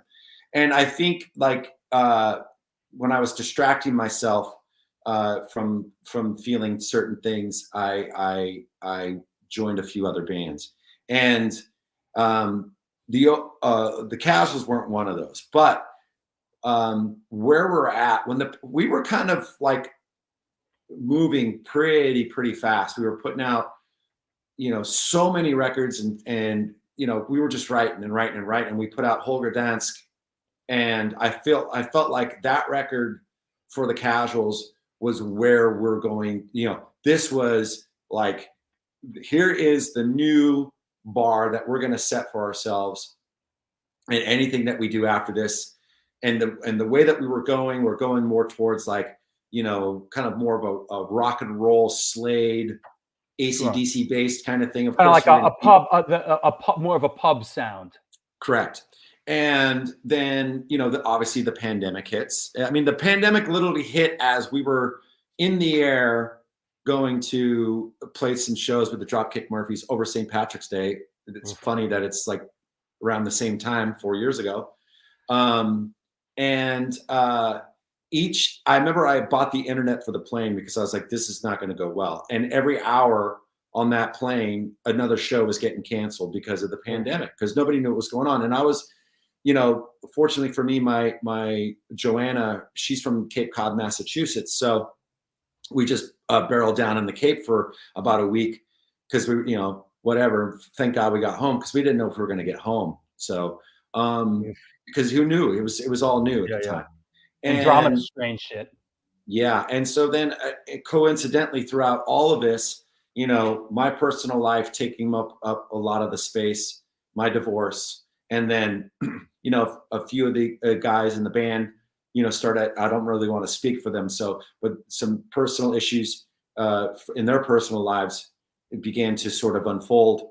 And I just was like, at that time, you know, as opposed to trying to push forward, and plus we had a pandemic to contend with anyway, so we weren't going to be doing anything. I decided, well, maybe we should put the brakes on it a little bit. So at this point, that band, there is still more work to be done for sure. But at this time, now the world's kind of starting to get going. So I haven't really processed, like, it's kind of been first come, first serve. So, you know, doing my solo thing, that was important for me to do, because that was a finish, you know, on something that I had started and then got cut off because of the pandemic. I had shit planned, you know, for the whole summer. You know, I was going to keep working. I went over and did some Last Resort stuff, obviously the tour that we did over there. And then the Stomper thing is just like kind of, it's not like next on the list, but it's like, this is the thing that I've committed to, and I'm going to finish up my commitments. So the Casuals, I'm sure we'll get to it at some point, you know? You know, I got to ask, because I was thinking about this. You have an incredible work ethic.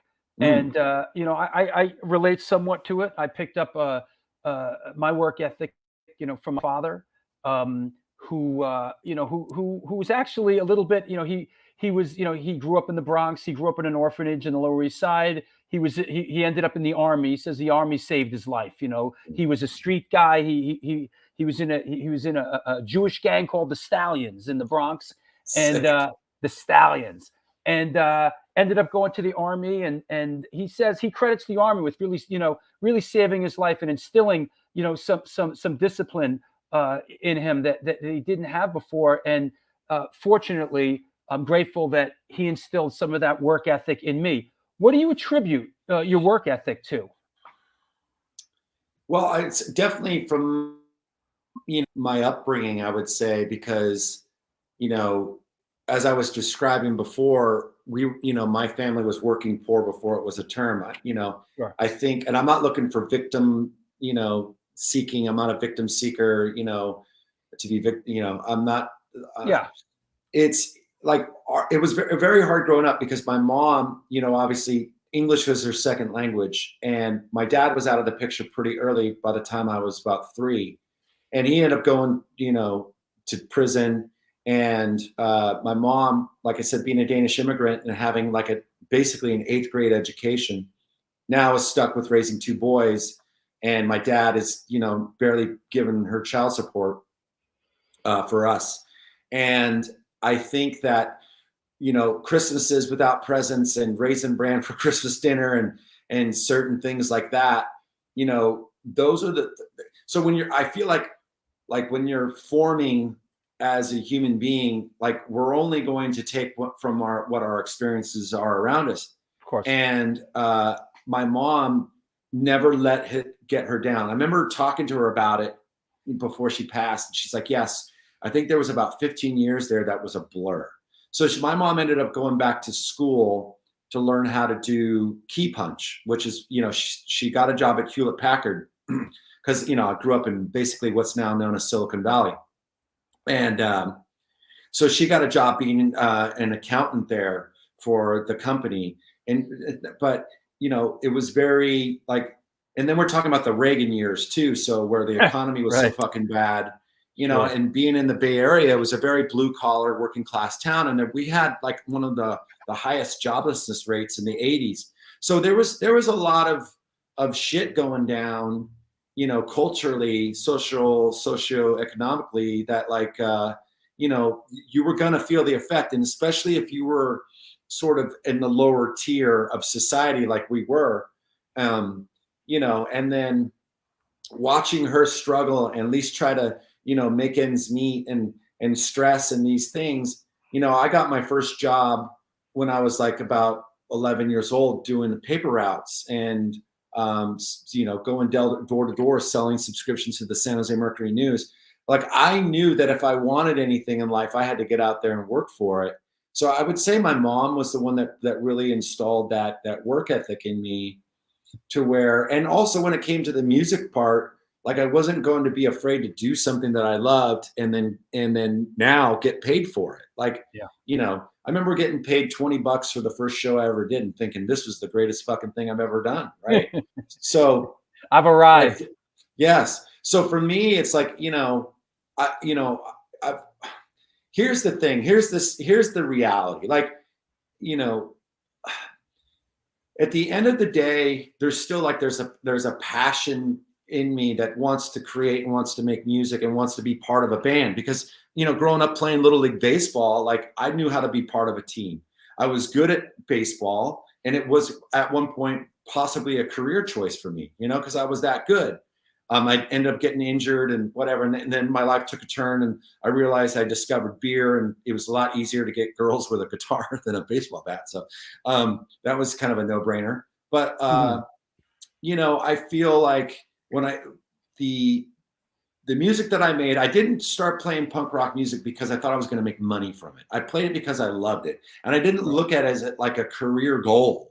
I was working at Tower Records. I was working at the sandwich shop. I was working, I was taking the shit minimum wage jobs just so I could afford my music habit. That was kind of the way I approached it. I didn't think oh, I'm going to get famous from this.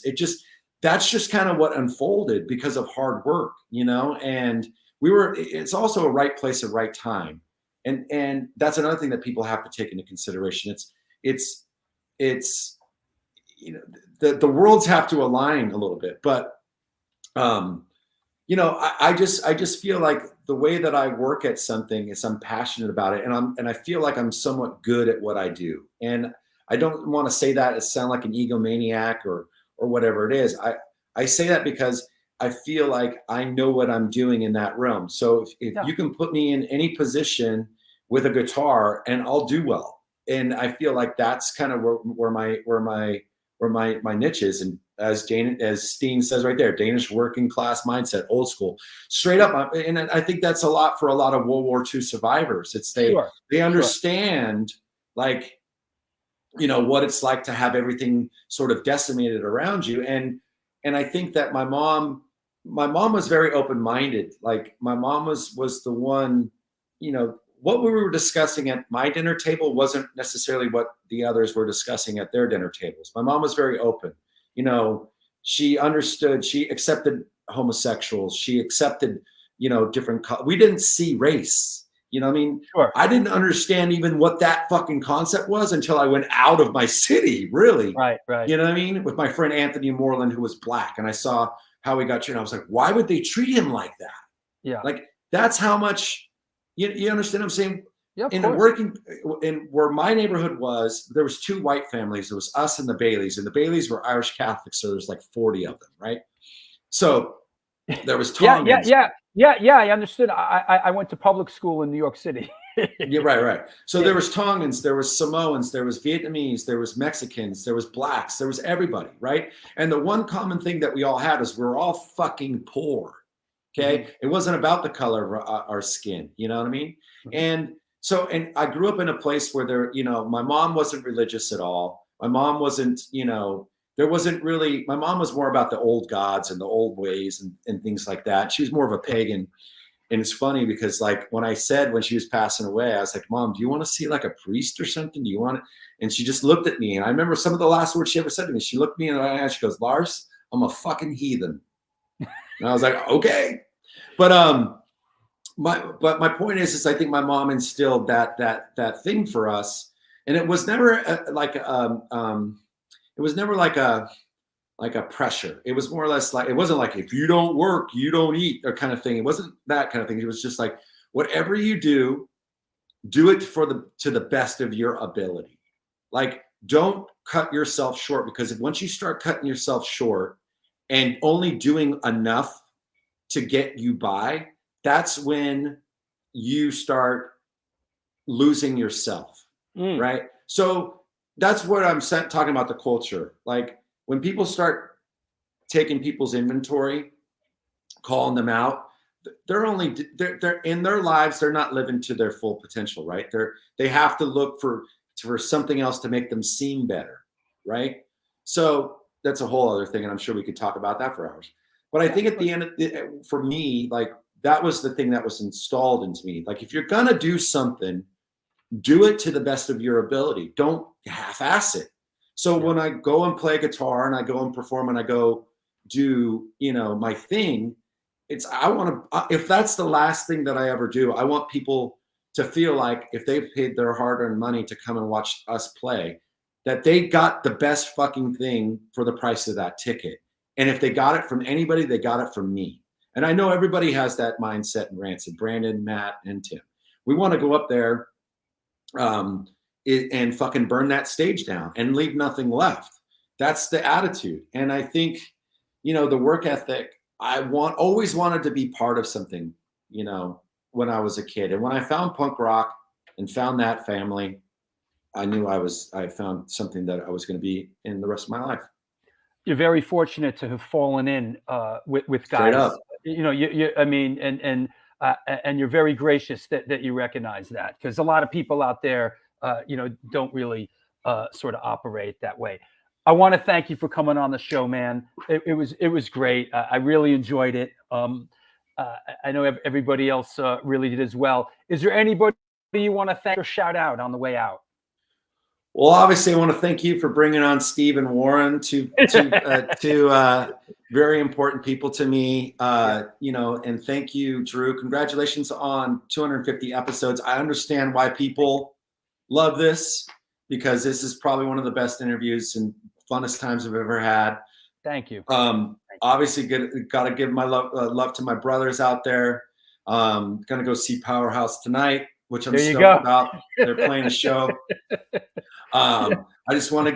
Everybody who's ever supported anything that I've ever done, past and present, and helped me give my kids a better life than I ever have, I have a debt of gratitude that I know that no matter amount of words I say or kindness that I can bring to the world to say thank you, because you've been able to give me an opportunity to raise my kids like I wasn't raised. And I know that's a direct result of you buying the music that I've made and the t-shirts and all these things. So contrary to popular belief, I'm not a millionaire. Okay. I'm 0 for 2 in the marriage game. Those aren't cheap.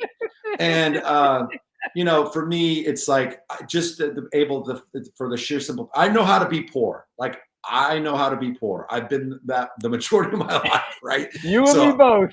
Yeah. So you understand. I'm not saying greetings I'm poor, greetings from my studio apartment, my rent-controlled studio apartment in New York City. Fair enough. But I'm just saying it's like, I just want to say thank you for those who still support me and everything that I do. I'm currently selling my record collection. So if you want some of my records, come and see me and maybe you get some. But yeah, I'm just, thank you.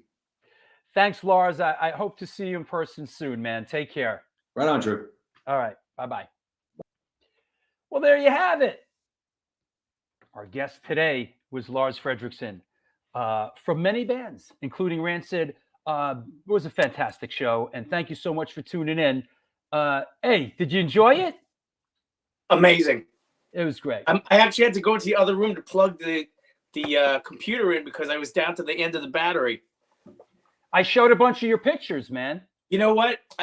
We've been doing this so long, but it meant so much that so many of the shots over so many years, and he just was a great, fantastic, everything I hoped for this episode, and he was great.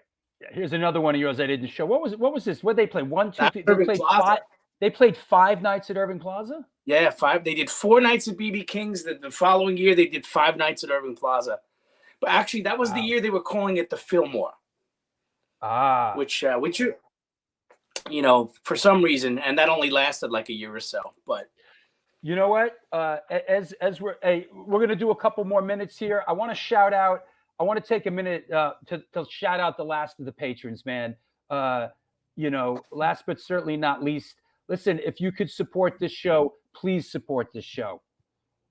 A lot of hard work goes into the show, and the only reason I'm able to do it is because you support me doing it. Honestly. I want to shout out Sachin Agarwal, No Redeeming Social Value, Jacob Aaronsberg, Paul Baldwin, Tim Horrigan, Bobby Hedrick, James Garrison, Debo to Pro. Where's my New York hardcore?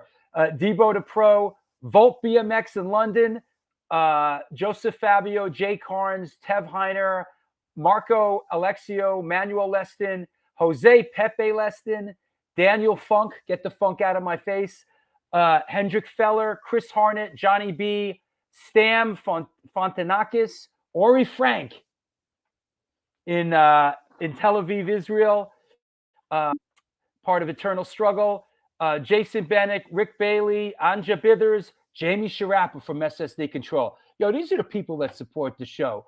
GP, Robert Meyerson, John Siciliano, The Mag, Kelly Domenico, Philip Oakley, Jason Kukin, David Hossinger, Ashley Wheatley Bradford, Mike Marino, Sandra Tenge, Thorsten, Anthony Green, Chico, Cindy Villano, Jay Fury from Fury of 5, John Casero, a.k.a. Johnny Rock, Joel Hamlin, Giuliano Sabian, Ote, J-Rock, Jeff Schultz, Jonas Heating, Jurassic Al, Whitney Crawford, and Elysia Perez.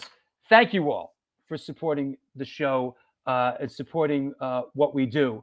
Want to mention a couple of the upcoming shows for those that may be tuning in for the first time. Incredibly, it's hard to believe. But coming up a week from today is Abaddon from Venom. Here we go. A couple days after that, the Slicky Boys, pioneering DC artists, Phil Demmel on Wednesday, April 5th. Sunday, April 9th, the 3-year anniversary show. Can you believe it? The 3-year anniversary show with Moby. We're going to talk about his punk rock vegan movie. Tim Shaw, who we spoke about on the show. This show's actually getting moved, but he will be on the show. Rusty Pistachio from H2O on April 19th. Kira from Black Flag on April 23rd. This has not been announced yet, but Cynthia Ross, legendary from punk rock from the early days, She was Stiv Bators from the Dead Boys' fiance. She was around at Ground Zero. So she's going to be a great guest. Looking forward to having her on. That said, who's on deck for 300? Jeez, damn! I didn't even. Bet I just fucking finished this one. You know? Yeah, he was great, man. Lars was great. Oh, there he is, Dave Funk. What's up, buddy? Thank you for supporting the show. I can't, honestly, man. I can't. Oh, here we go. Whoa! Big birthday shout out to this guy right here, the one, the only Sean Brennan, the guitar player for Incendiary Device. It's your birthday. Go, Sean. It's your birthday. A big part of what makes Incendiary Device what it is. It's a real great score having him in the band. So happy birthday, Sean. And I'll see you at rehearsal. When is that? I'll see you in rehearsal when I see you. Because we have this coming up next. We have the big Channel 3 show coming up. So that's on April 2nd. So we'll see everybody out for that. Anything else? What else you got? Oh, me? Yeah. I was just thinking of, I believe Lars wrote a lot of the second, I think he co-wrote a few songs on the second Stigma solo album. Is that right? Yeah, I know. In fact, my favorite song on that album, I think, is one that he wrote with Mike Gallo called Days of Old. We could have done 2 episodes, easily. Yeah. 2 episodes. We could have done like music and then producing, Oh yeah. I mean, there is no case of idle hands with him at all, Yeah, and actually coming up on Thank you. on Sunday, a week from today, right? Tell us how you're doing. We got an acoustic show at Vlad's Place, the Organic Grill, which is our favorite vegan restaurant. Davey Hooligan from Enziguri, Serial Poets acoustic, and the Reverend Nikki Bullets from the Car Bomb Parade acoustic show. This is going to be so much fun. We are really excited and super honored to play with these two guys because Enziguri and Car Bomb are just like 2 of our absolute favorite bands, and what a blast it's going to be playing especially for Vlad. So, and we got Will Romeo, who put this together, by the way. I'll be scooting down there right after the Abaddon from Venom. Well, what goes better with Satan than vegan acoustic music? Yeah. I mean, yeah.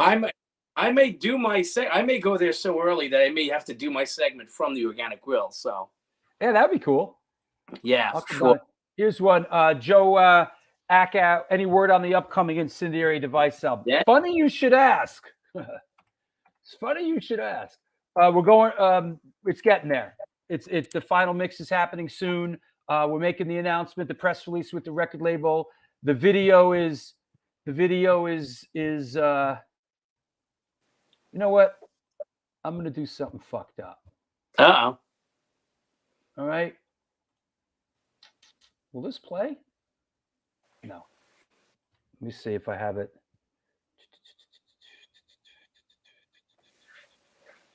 No, I can't play it. Well, maybe I can. Hold on. Let me see. Export as the small. No, I'm going to catch it. I know I shouldn't be doing this, but I'm doing it. Let fly. For those that have hung in there,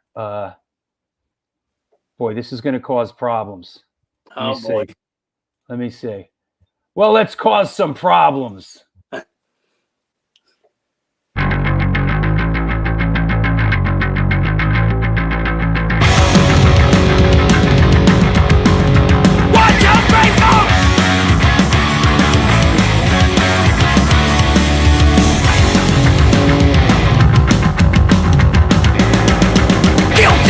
By association, situation destined for annihilation in a web of misinformation. Incendiary device. It's gonna jump off tonight. Incendiary device. Take cover for the counter strike. A perceived violation. Personality assassin. What's happening? This is Drew Stone, the host. Well, there you go. Listen, don't anybody tell Tristan I played this on the show.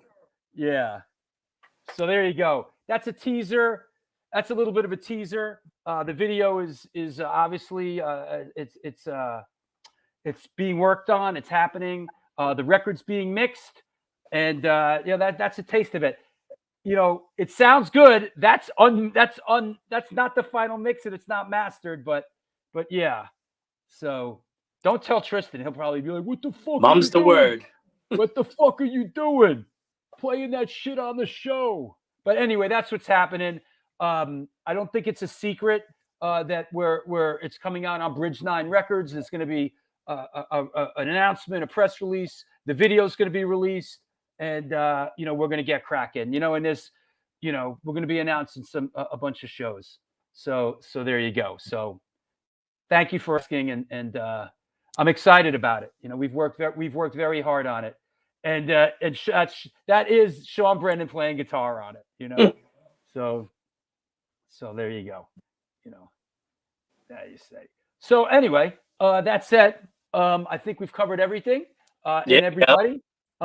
It's been a hell of a ride, everybody. Thank you so much. You know what? I want to shout out my new patron during the show. Somebody joined, Chris Domenico, Demon Eco, Chris Domenico. I wonder if that's his name. He's like, I'm the Chris Domenico. Welcome and thank you for the support. And thanks everybody, man, for supporting the show. It's been an incredible, incredible ride. It really has, and I want to thank you, Stephen. You've been there. You've been here since the beginning, man. So thank you so much. Thank you for the opportunity. Yeah. All right. I'll talk to you soon, Stephen. You got it. Take care, everybody. All right. Bye-bye. Well, there you go. Wow, what a show! What a great show, man. We've been knocking them out lately. So there you said. Hey, Steen, man, got a lot of love on the show today. Thank you, Lex. And regarding Mac Ray plays on some of the album. Mike Flattery plays on some of the album. Mac Ray's a very busy guy. So we needed to, we have two drummers in this band, depending on who's available. So there you go. So thanks a lot, everybody. I'll see you in a couple days. I'm going down to Florida to be with my dad and to help him. It's tough down there, but thanks for all the well wishes, everybody. I really appreciate it. I know my dad thinks very, very highly of all of you and everybody that has supported the show. He considers this a minor miracle. So from the bottom of my heart, thank you so much, everybody. Thanks for letting me, live my dreams, man. I'm a really, really fortunate person. Until then, do good things and good things will come.